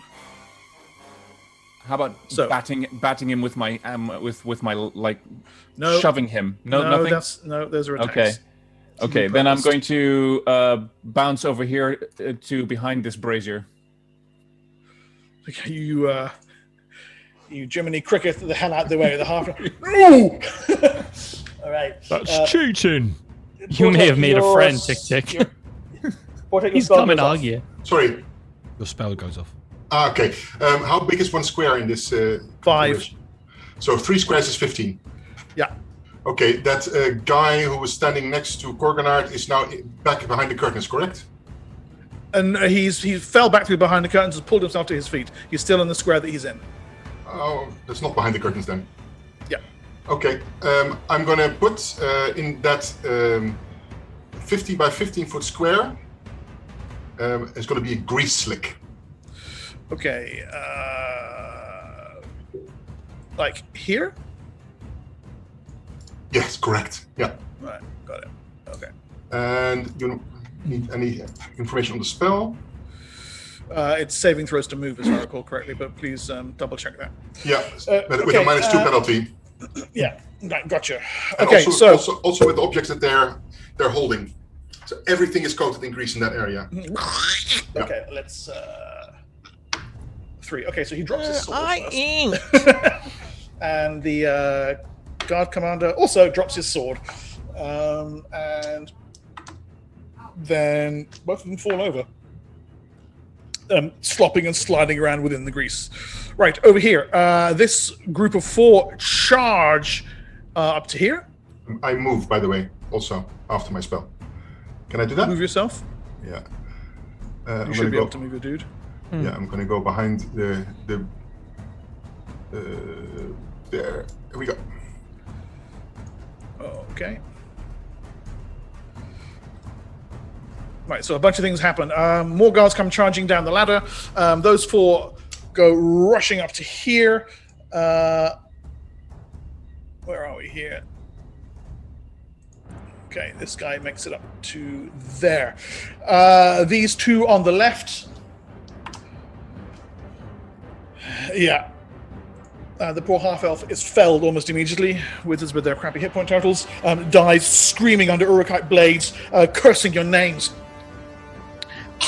Casting upon you, Shout out to him. Some hero you are. And he's dead. The other two close in around Constantine and hack at him with their long bone blades. Constantine, your armor class is currently only 17. You're not 2-weapon fighting or defending. That is 1 hit, and that is not a hit. 10, that's shit. Maximum damage, which with these guys is 12 damage to you as a single sword blow slices under your defenses and slashes across your back. That's Take some hit points away I from you, probably puts you deserve down to 45. You deserve it. Okay. Right. Half giants. One charges Bengal. The other charges Matthias. And the other one charges Jago. Okay. Bengal, we will deal with you first, Mr. Hobbit. That hits on the plus 21, which is enough to hit you. That's poopy. It is a bit poopy, yes. That is a turd sandwich. 6. And that's 16 points of damage from a single massive sweeping overhand blow. That's 47 leaves you on. Matthias, likewise, a slash towards you. Holy shit, that's easily a hit. Armor class 31. This is 4 plus 10, 14 I'm damage to feeling you, that this is Matthias. a little bit unfair, not gonna lie. Well, I feel like we needed a raw. The Lion of Urik wants you dead. I don't know what to tell you. Matthias, you're on 56 hit points. The strength behind the blow is considerable. Massive crunch. And Jago, that's a hit. And Jago takes 14 points of damage. He's extremely badly injured, collapses back against the brazier, which spills burning coals all over the floor. Help me! Help me! Help me! He says, Question: do any of those coals hit that grease back there? No, they don't. is it flammable? Yes. Okay, sorry, I shouldn't have laughed like that. I'm going to roll for that. Where's my... You shouldn't have said that. No, we're not back there. Should not have said that. It's going to go... Don't give him ideas. 4. It is! Aha! It is! It's a 4. Right, yes, so the grease catches fire. How much damage does it do, Carl? Does it say? Oh my No, it doesn't say anything. Treat it like oil. It doesn't specifically say that it's flammable, but it's grease. If it doesn't So, say it's flammable, then it's not flammable. Okay, so they spill over in that way, hit the edge of the roll where they lie and hiss. Thank damn it, I was getting really excited there. Okay, and... excited. Yeah, I did get a bit excited. It's very true. Right, and where are we? We've got 3 in the room, so let's bring another 3 in, shall we? No. Oh my god, really? What? What's wrong? Ended this session. Dark Sun. TPK. Yeah, I know. This is definitely not 2, good. 3. Okay. Yeah, you can hear a voice calling from the hallway. Onward! Onward! Half giant squadron! Onward! And there's just huge feet thumping as they come hammering into the chamber. Okay, next up is Bengal. Yeah, okay, finally. Right. Shit. Roll better initiative. No, shut up. No, you. Right. You. No, you. Let me have my go, alright? Alright, this guy. What's his deal? Which guy, sorry? The half giant near you? No, this geezer. Oh, he is a Templar guard, and he's armor class 18. I'm gonna kill him. Okay. Um. Yeah, he's got his back to you. He's been trying to stab Constantine. Loser. Right. You get a flanking bonus for being on the opposite side of them. You need a thing for that, so no. Oh, No, that's what that cool. rear armor class thing is. Both hit. God damn. I hate to be him.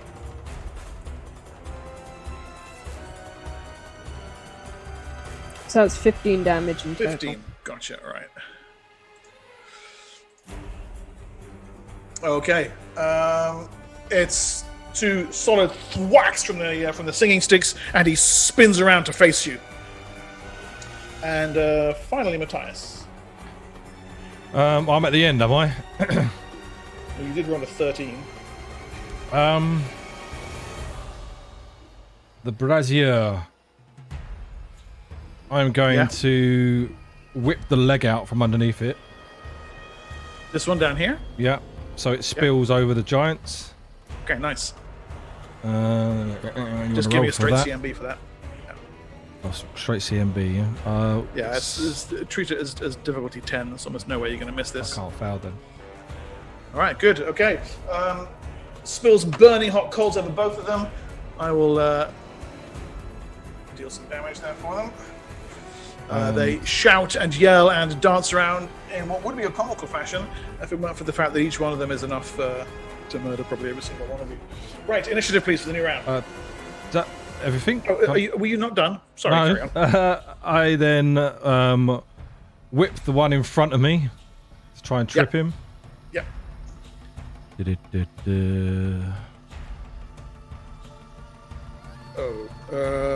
That's going to be CMB. His is...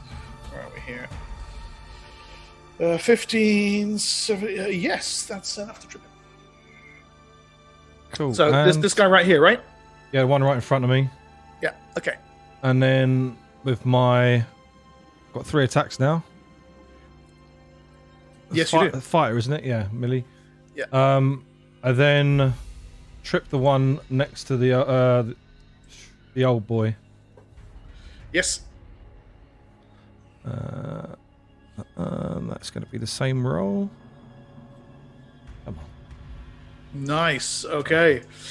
The pair of them are immediately floored by your whips flailing about. Pull the legs out from underneath them. Down they go, losing an action in order to get back on their feet.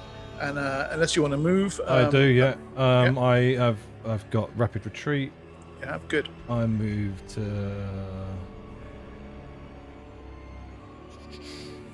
here. Okay. Cool. Right. Inish, please.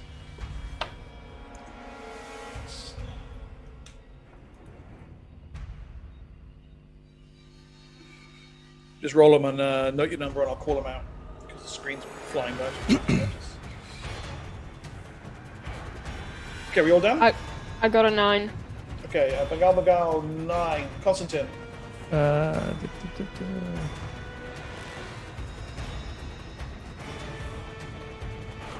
Cool. Matthias? 11.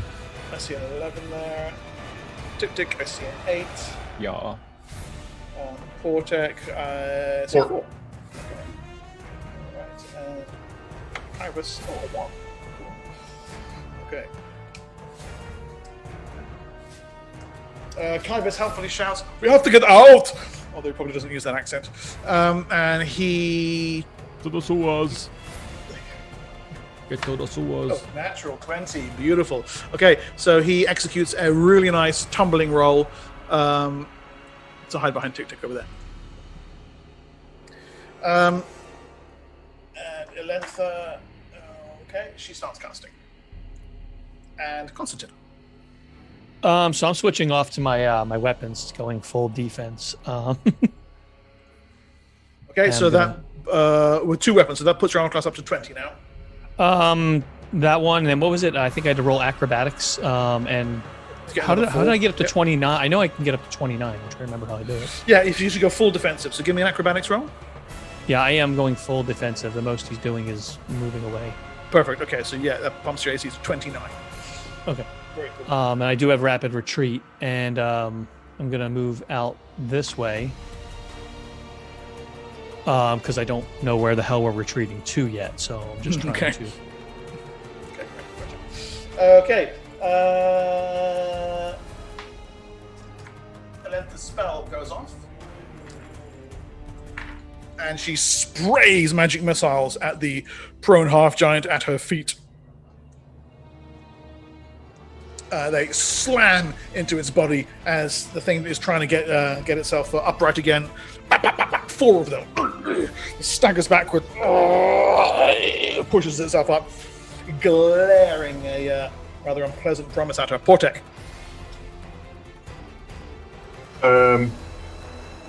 Let's see. This guy's still prone next to me, all right? The prone ones have a blue dot on them.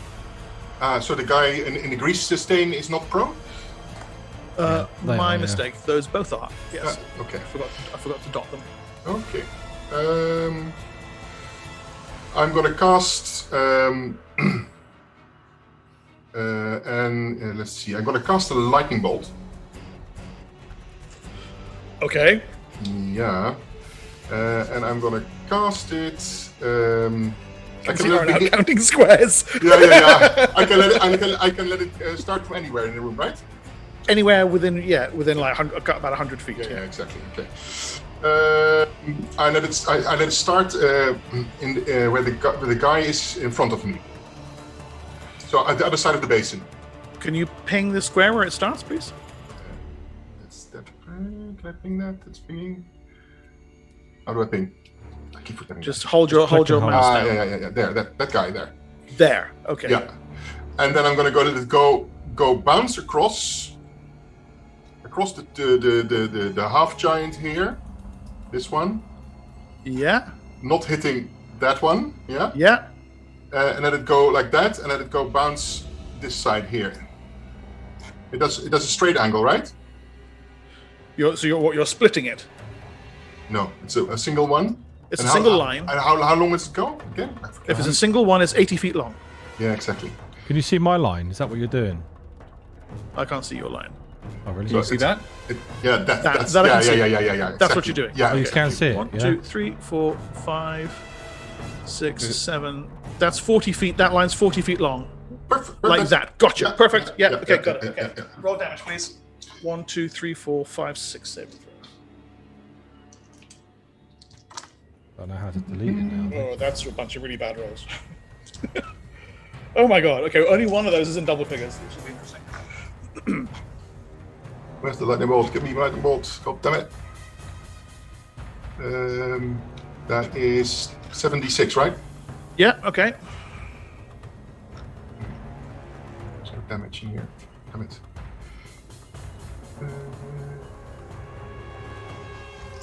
Okay.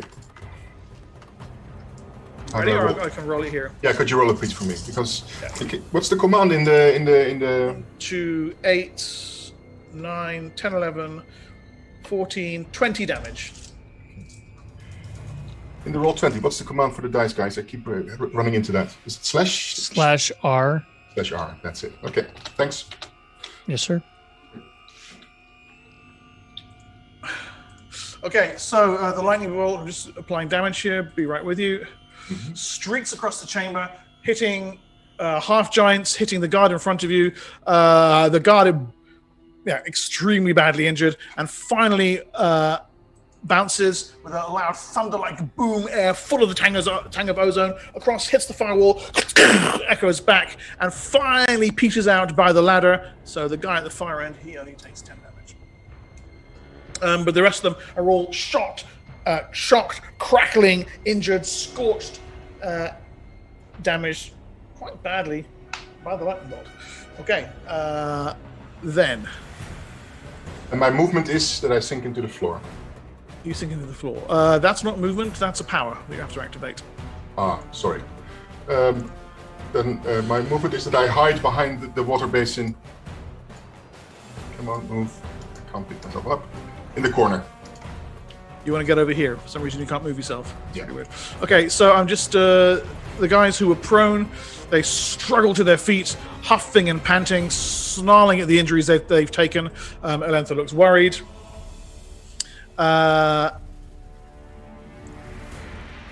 This one steps forward there. Those two have gotten to their feet. This one charges straight across to where Bengal is. This one goes thundering and attempts to overbear Elentha so that he can get to Tick. Does he run over the hot coals? Successfully. Yeah, he's already taken damage for that. Tick slams his blade into you, having pushed Elentha to one side. You take 15 damage, Tick, from a... Oh, no, wait, you're large, aren't you? Yes, I am. Roll that with 3d6s. Okay, 17, 18 damage. Jesus. Tick, that puts you on 71, 64. Okay. 63, right? 63, sorry. Okay. He charges into the room to back these guys up. Before at the bottom of the ladder. Does he go over the it's coals? moving the lightning bolt as well. Have fun. Run in behind there. Come back. Weirdos.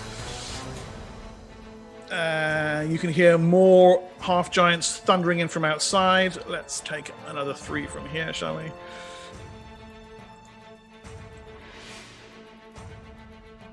Come barreling into the room. Jesus. This is a no-win situation. Can guys. Tin say if anyone has a way out?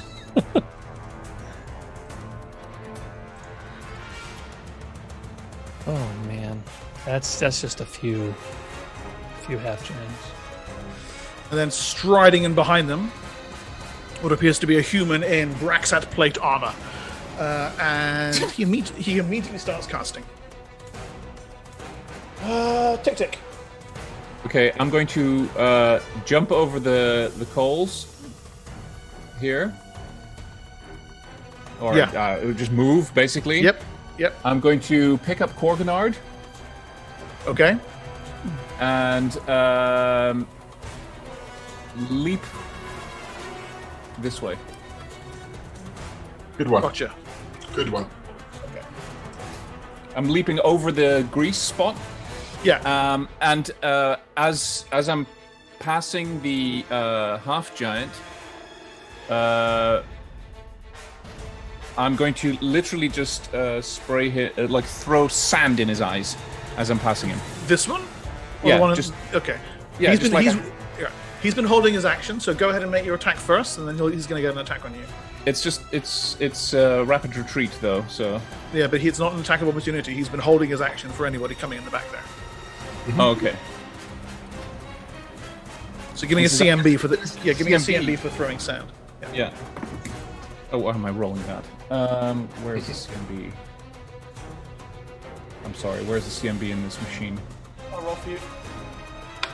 A 19. Nice. Okay. So let's make it a handful of hot coal, shall we? That you spray into his face. He screams and yells, takes 5 points of damage, and then attacks you at a -4. And I'm running. Yeah. Or leaping, running. doing, bob and weave. 12. That's an 8 modified. Plus 15 hits armor class 23, which is my armor class. Lucky. You take, what is that? 5, 8, 19 damage. Well, I'm gonna have to take it like a 54. cream.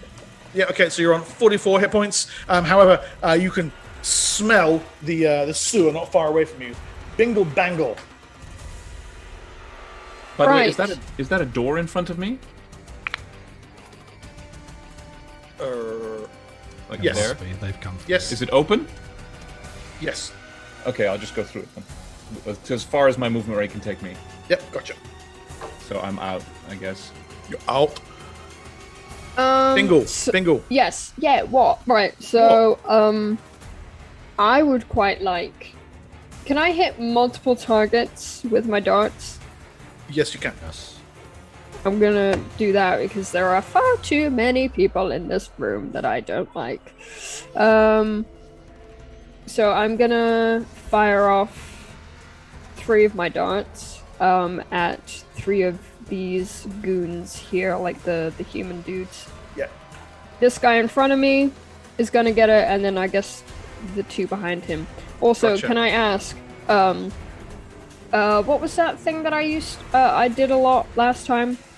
It was my armor optimization. Yeah, up to armor optimization, yes. So you can set your armor. Yeah. Gives you a nice little boost. Yeah. And can I do my acrobatics at the same time, or is Yeah, that I want you to roll for it this time, though, because this is a bit more of a crazy situation. Okay. No problem. Okay, great. Yep. Your armor class is now about 3 million. Nice. Right. So I'll get those darts going. 1, 2, 3. The first one's... so only one of those hits. These guys are armor class 18. So the 25 hits, the other... Okay. So that's the second guy who's getting hit. Roll damage for him, please. 8. 8, nice. Okay. He's already taken injuries from a lightning bolt. The dart thwonks into his side. He curses, takes it out, throws it to the floor where it kind of clangs, glittering with his blood. Do you want to take movement? Yes, I would like to take movement. If I could, very much, I would like to roll myself back here.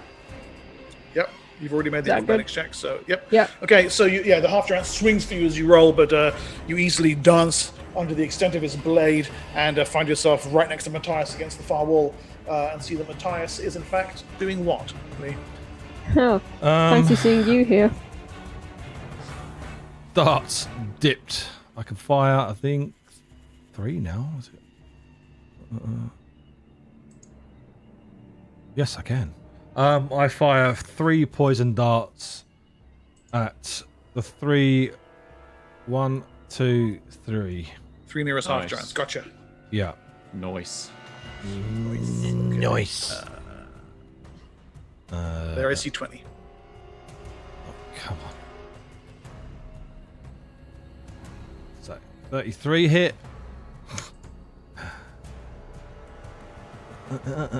25 Yep. and a 23. Nice. Okay, so saving throw for number 1.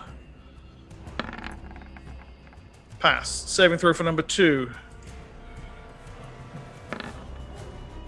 Fail. Saving throw for number 3. Fail. Are these death poisons? They are. I'm just looking for the minimum. Hang on.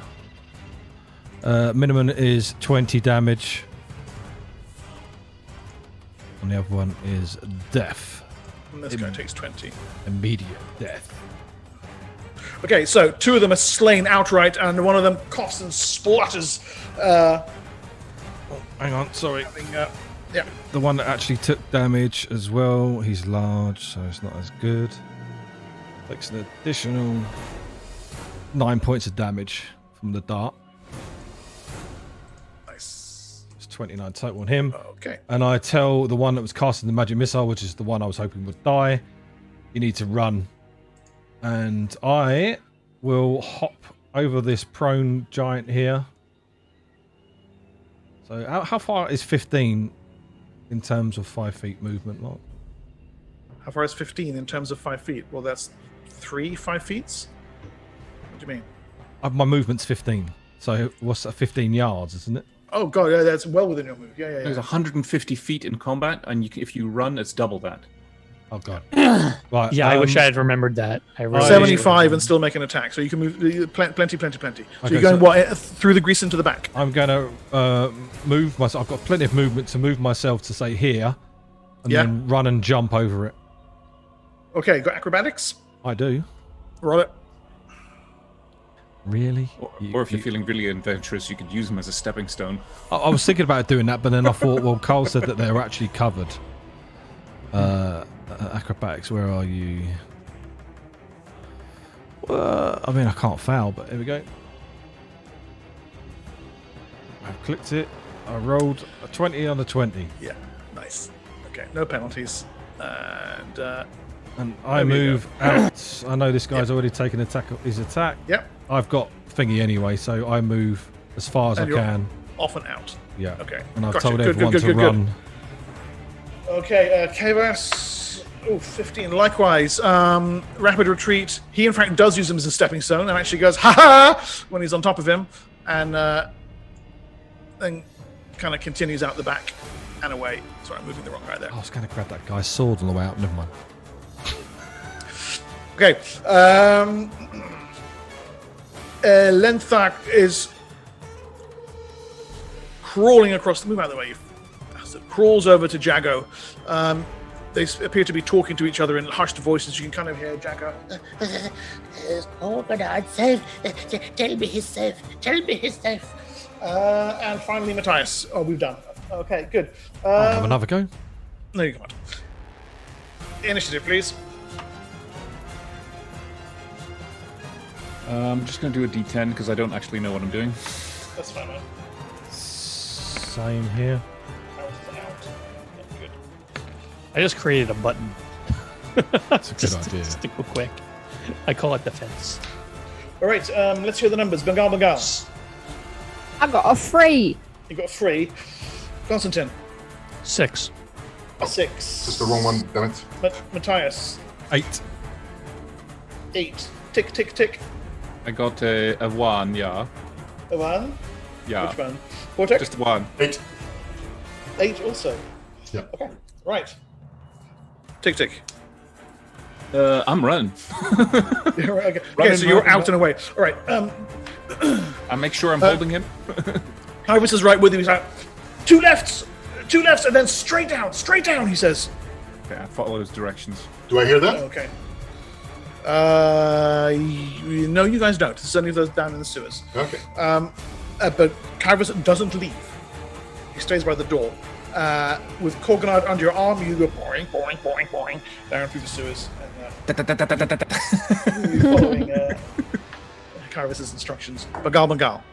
Yes. I mayhaps have noticed that our big insect friend is not in the room, and there seems to be less of us in the room. Leaving. And I'm like, where help me to save him? So, There's a severe lack of Korganard. I am running away. Thank you. Okay. I am getting the fuck out of here with them. Okay. Goodbye. Right, let me just check here. I want another acrobatics check from you for this round, please. Okie dokie. I've already rolled mine, Mark. Small penalty. Oh, I saw it. Good. It says mine's at -5 right now anyway. That's fine. Use that.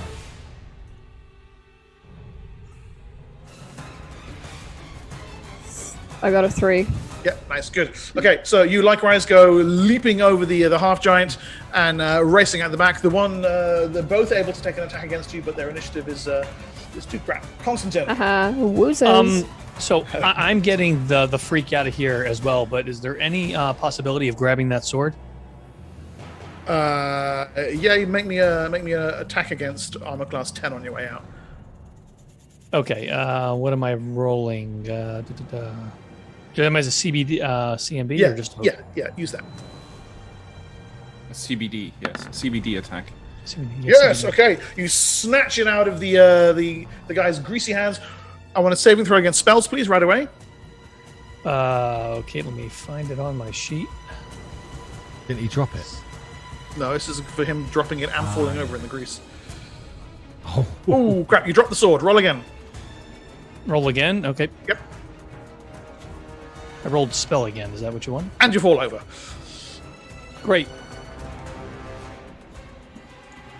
That's fantastic. Okay.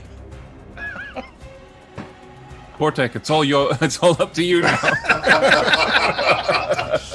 Okay, so yeah, you're slipping and sliding around in the grease. The other guy's trying to grab his sword off you. You're all That's getting what the acrobatics roll slimy was and for. greasy together.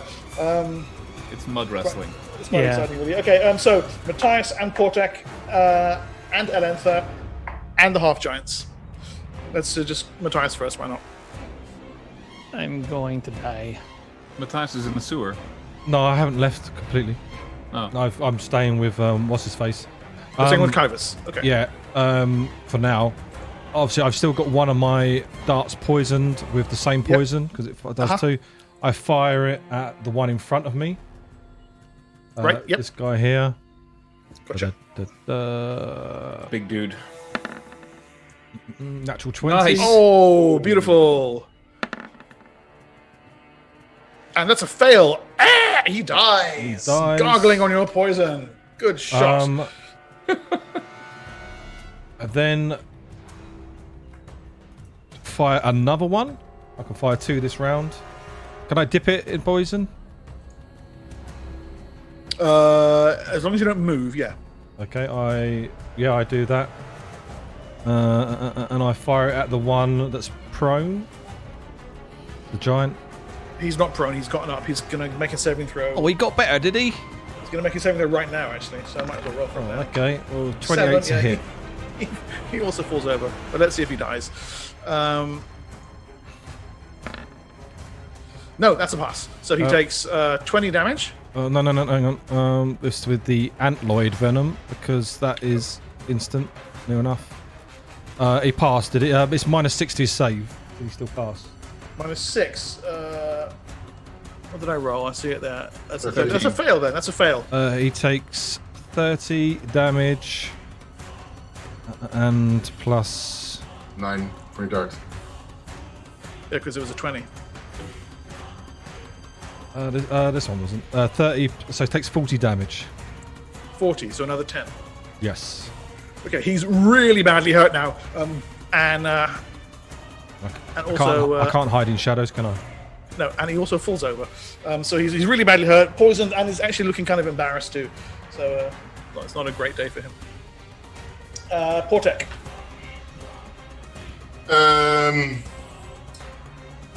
Portek sinks into the wall here. Okay. So behind? Into there, yeah? Yeah. No, above that wall. Yeah? Yeah. Oh, you can't move your guy, weird. Yeah. And then what, like along? Yeah, no, he goes towards where Tin is. Okay, here.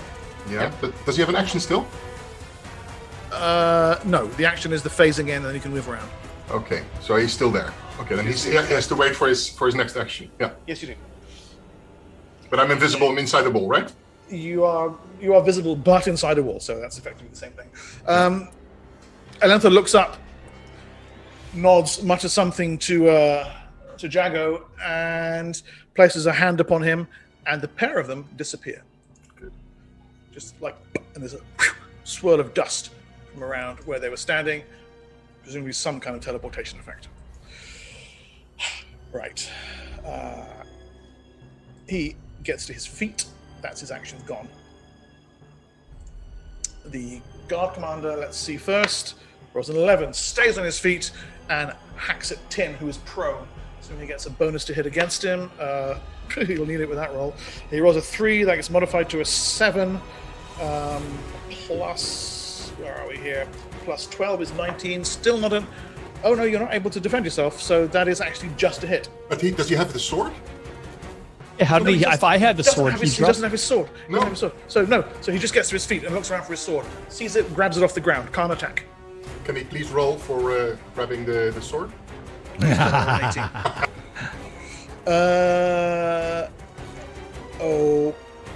Okay. He moves to here. He has reach from there. He moves, to there from where he has reach.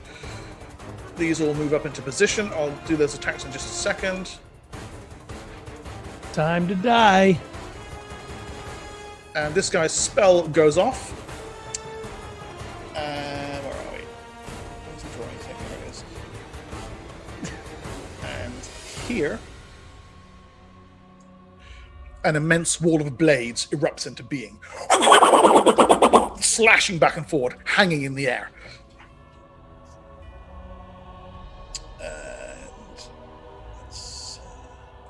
So that half giant is in the middle of it, is what you're saying? Yeah, but he doesn't really care about him. I think he may be dead. Just saying. All the blades. I haven't seen that in so long. Blade barrier. Blade barrier, that's it, yeah. It is Around sexy. him, more half giants swarm into the chamber. Let me roll damage for the blade bearer. It's The tin is outside it, right? I'm It is just outside the outside wall. it. Well, At I the should moment, probably be yes. happy they didn't do that on me because technically Shit. that's the only place left. 24, 30, 40, 46 damage. Then I'm down. No, it's No, not you. on you. It's That's the on giant. And it Oh, kills okay. him. I was about to say. I'm about to say. Then that's it. Okay. However, the two half giants who've moved into position there take their swipes at you, Constantine. It's one on the grease. One is on the grease, though. Oh, my apologies. He's not supposed to be. He's supposed to be there. He's got reach. Too late. Done it. Yeah, fucking said it now. No takesies, backsies. Tin is prone, so those hit armor class 22 and 23. No, sorry, 28 and 29. Both hit. Tin. How many attacks do they get? One each. 17, 27, 37 damage. Bloody hell. All right. Constantine, you have 8 hit points left. Yep. On the ground, being hammered from side to side by a pair of half giants. And that's round. Initiative, please, everyone.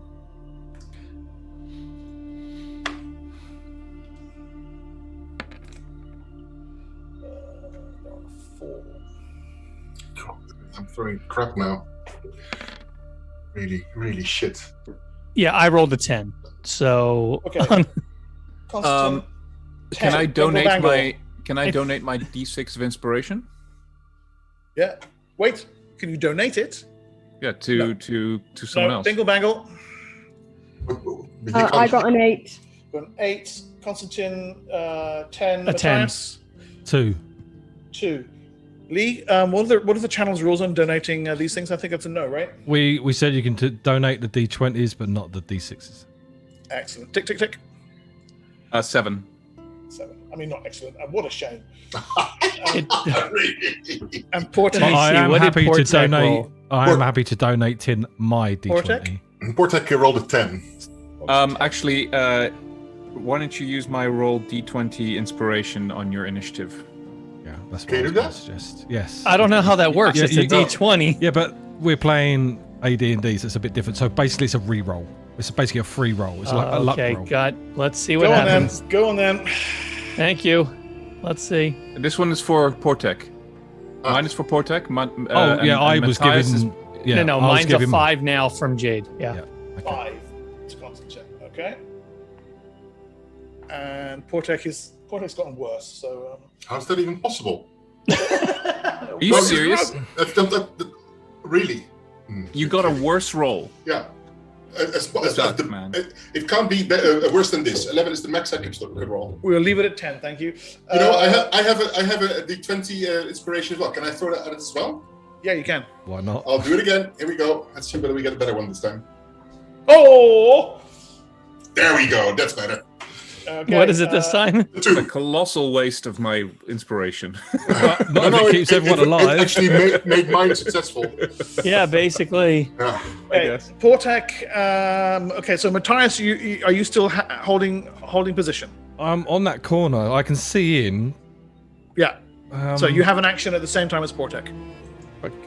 This magical blade thing. Can I fire through it? Can you shoot through it? No. No. You can cast through it though. Oh. I cast friends. I charm on this one here. Charm doesn't really work in the middle of combat, given that he's already does started it not? fighting with you. Yeah. Oh, okay. Also, he can't really see you that well. Yeah. There's the whole like, hey, do you want to be my friend? Sadly, with the wall up, I don't know if there's much anybody can do. Because my action is to get up. That's my entire action is to get up. Matthias, let's have it. Don't know if I can do anything. Okay, Portek. I hide in shadows. I jam a potion fruit in Tin's mouth. Okay. Stick my arm out of the wall and jam a potion fruit into his mouth. and pull my arm back in. Okay. And then I start moving around backwards in the wall backwards. Okay, there's the potion fruit, and it's worth 3 hit points. No. It's a potion fruit that makes him invisible. Oh. Okay, right. Nice. Tin, you fade from sight. Oh, very nice. No, obviously don't go through the wall. Okay, that commander gets to his feet. I forgot to... Oh, he is on his feet, sorry. He's trying to get his sword again. Grabs his sword, falls over. I'm getting really sick of this, he shouts. Okay. That spell. Half giants cannot see Tin, so they can't attack him. You can see them turning around. What do we do? There's none left! One of them shouts, run through the swords! Don't be stupid, don't run through the swords! Commander Majestic, what do we do? The guy in the armor down here shouts, hold! Turns over his shoulder. Contact Lord Vemit. Tell him they're in the sewers. Assad! Voice shouts from the passageway outside. You hear the sound of running feet. Constantine. What breaks this? I'm gonna use my action to stand up. You get to your feet. Hooray. Hooray. I am unable to be defensive, so. Yeah. Okay. Tick tick. You're off the field of battle. Bagal, you're at the sewer entrance. What do you do? Kairos is pointing. 2 left, straight down.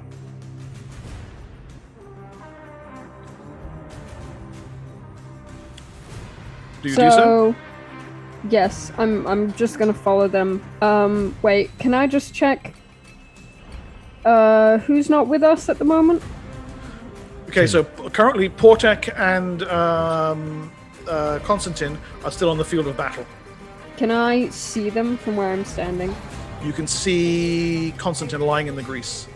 I'm standing. But wait, I'm invisible. Standing, sorry. No, you can't see him. No. Oh, can I This change thing my here, mind? moving around, this is a giant wall of spinning blades.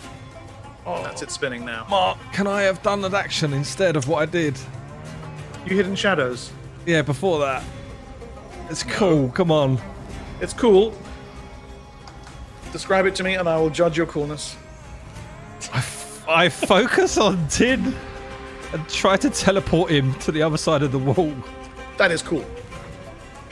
Let's see it.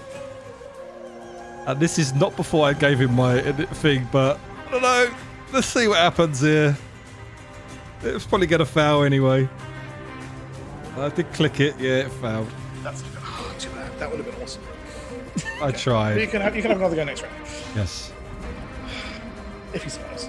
Bagal, what were you doing? Sorry. Well, I was about to say that I was gonna try and see if I could, in some way, help Constantine get back here. But considering that I can't see him, I don't think I can do anything. Okay. Right. So. You can give me an intelligence roll, please. Oh, okay. Click intelligence.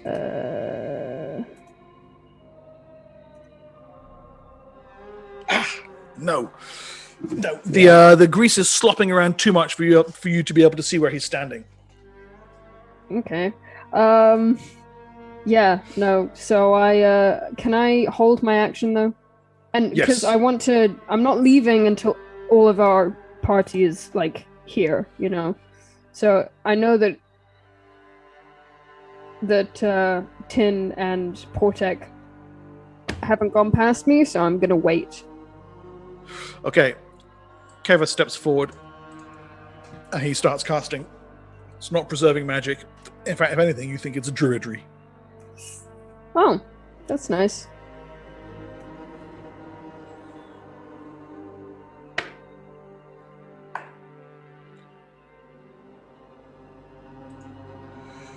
He dispels the blade barrier.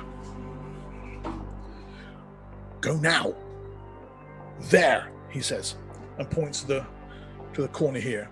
You'll feel him. Go! Okay, am I allowed to? Yeah, you've held an action. All right, then I do that. So I go over and I guess I feel Yeah, you for can- Constantine yeah, you and can hope feel that I s- don't touch something inappropriate. Something lumpy and greasy. Ugh. And you make sure that you stay out of the grease, please. Yeah. Okay.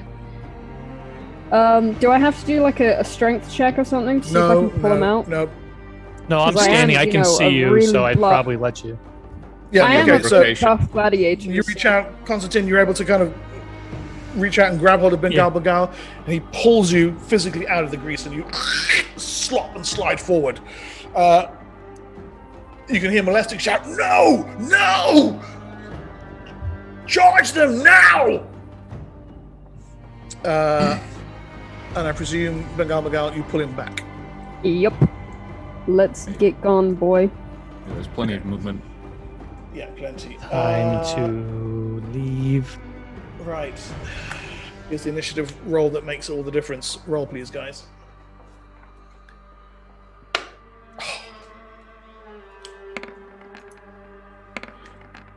Only those on the field of battle need to bother with this. Okay. 8. Those of you running away don't need. So, Portek. And Portek, a 10. Ouch. Okay. I'm still in the wall. Yeah, Bingle Bangle. I got a 5. Nice. Constantine. 8. 8 from Tin and Matthias. Say that again, please, Lee. You're muted. Muted. Sorry. 8 again. 8. Okay, right. And Kavas, 3. Right, Kavas starts casting immediately. Bingle Bangle. Oh, sorry. Okay, so who are we missing now? Portek? Can I see where Portek is? You can't see where Portek is It now. looks like Portek's in the wall. He actually is. He is. Well, That's why Alright, you can't then. see me. Yeah. The only one Because- who knows that I'm in the wall is it might be a Tin, because a hand came out of the wall and jammed the fruit in his mouth. Yeah, that was Oh. a pretty good indication of where you were. well, I mean, I ask Constantine then if he knows. Has he seen Portek? Yeah, I would just say wall. In the wall. Which one? The one I was next to. Ah, I see. Is there anything I can do about that? Portek. He's in the wall. I mean, we really have to go, kind of deal, you know. He's in the wall. I think he can take care Okay, of what's your himself. action? Enough talk. I'm One more talk. gonna. Oh, we fight! I'm gonna go over here. No, wait, I'm not. I'm gonna stay here. I'm gonna just wait. You're gonna hold. I'm gonna hold my action. Yep. Okay. Kairos finishes casting his second bit of druidry, and wall of stone appears here. It's actually right over the grease, so it might not be actually visible where it is. I'm gonna. No, it's clear. check. No, we Pick can a- see pick it. a- We pick can a new see it. color. There you go. The red thing is a wall of stone that rises out of the ground, sealing the exit. Nice. As the dwarf, I owe him a pat on the head, he says. Bingle Bangle, you're still holding Constantine and Matthias. So hand the half giants too. I see that Tin's come in. I was like, I ask where Portek is. He replies, in the wall. I look a bit befuddled. I hold my action until Portek shows, and then I run. If he doesn't show this round, then I run anyway. Vortek is on a 10, so it's Yeah. Constantine and Matthias have action still. So I'm going to leave. I am on death's doorstep. I am going to go out there with Tick Tick, and if given directions, I'm going to start heating them because I'm dying. Okay, you go staggering off into the sewers with your companions just holding the line right behind you. You can hear the sound of half giants pounding on the wall. You hear the sound of the Templar they call Molestic casting a Dispel Magic. 3. It fails. And Portek finally on a 10. He comes out of the wall. You can pick him up because I can't pick him up again. So weird. Yeah. What thing are you clicked on the top left? It's on the arrow. Oh, okay. You should be able to do it. It's weird. Yeah, no, I've had this before. Just quickly, do you have a square there under the arrow? No. I'm guessing not from that silence. No. Where do you want to move? I'm joining the group and just get the hell out of there. All right. Yeah. So then, as a group, with everyone off the field of battle, you head out and into the sewers with Kavas's instructions, 2 lefts and straight down. Behind you, the sounds of the half-giants pounding against the wall recede. Kavas catches up with you at that junction and then leads you, opens a small grate into an old disused part of sewers until finally you emerge into a cistern where he says, I tell him go that the foul one is on our heels. He knows that we're down here. He won't find us here. This cistern is lined with lead. Okay. I'll be down in that cistern with Corvinard. Okay. And I will be.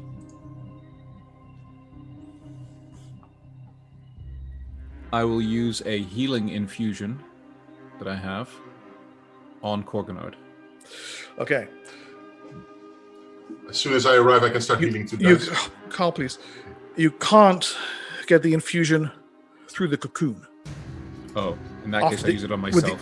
With the injury, the cocoon is now settled down around his body into an almost shimmering envelope of light. And although you can hold him, anytime you try to press either a hand or any other object through, the cocoon almost thickens in response. Okay.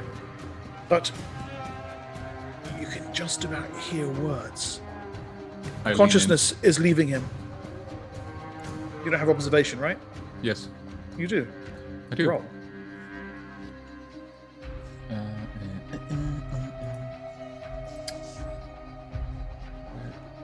Where is it? Can't find it. Sorry, my character sheet has been compacted, so... That's appalling. Okay, here we go. A 7. Nice. So that's That's a under my success. 11. Yes. To tear. But not by the roads. And then consciousness bleeds out of him. His head lolls back.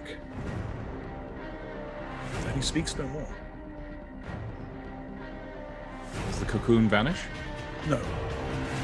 The cocoon stabilizes, hovering around him.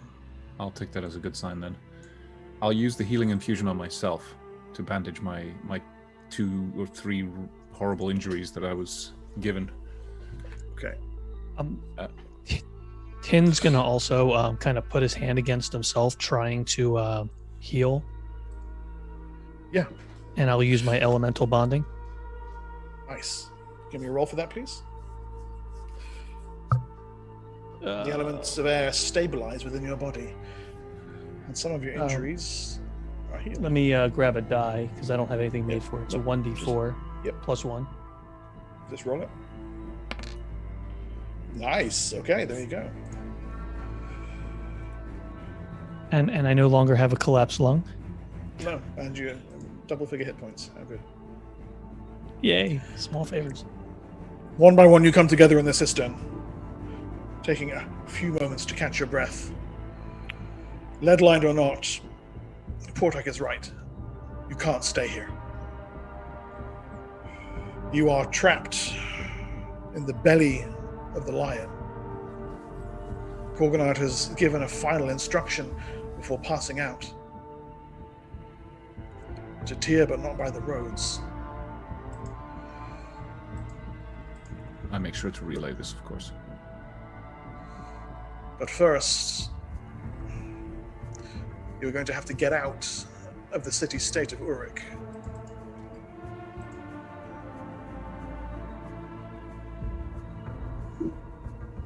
we will, of course, leave it there. And resume, one would hope, in a week's time with your second departure from Urik. First time as slaves, this time as fugitives from Hamanu's elite forces themselves.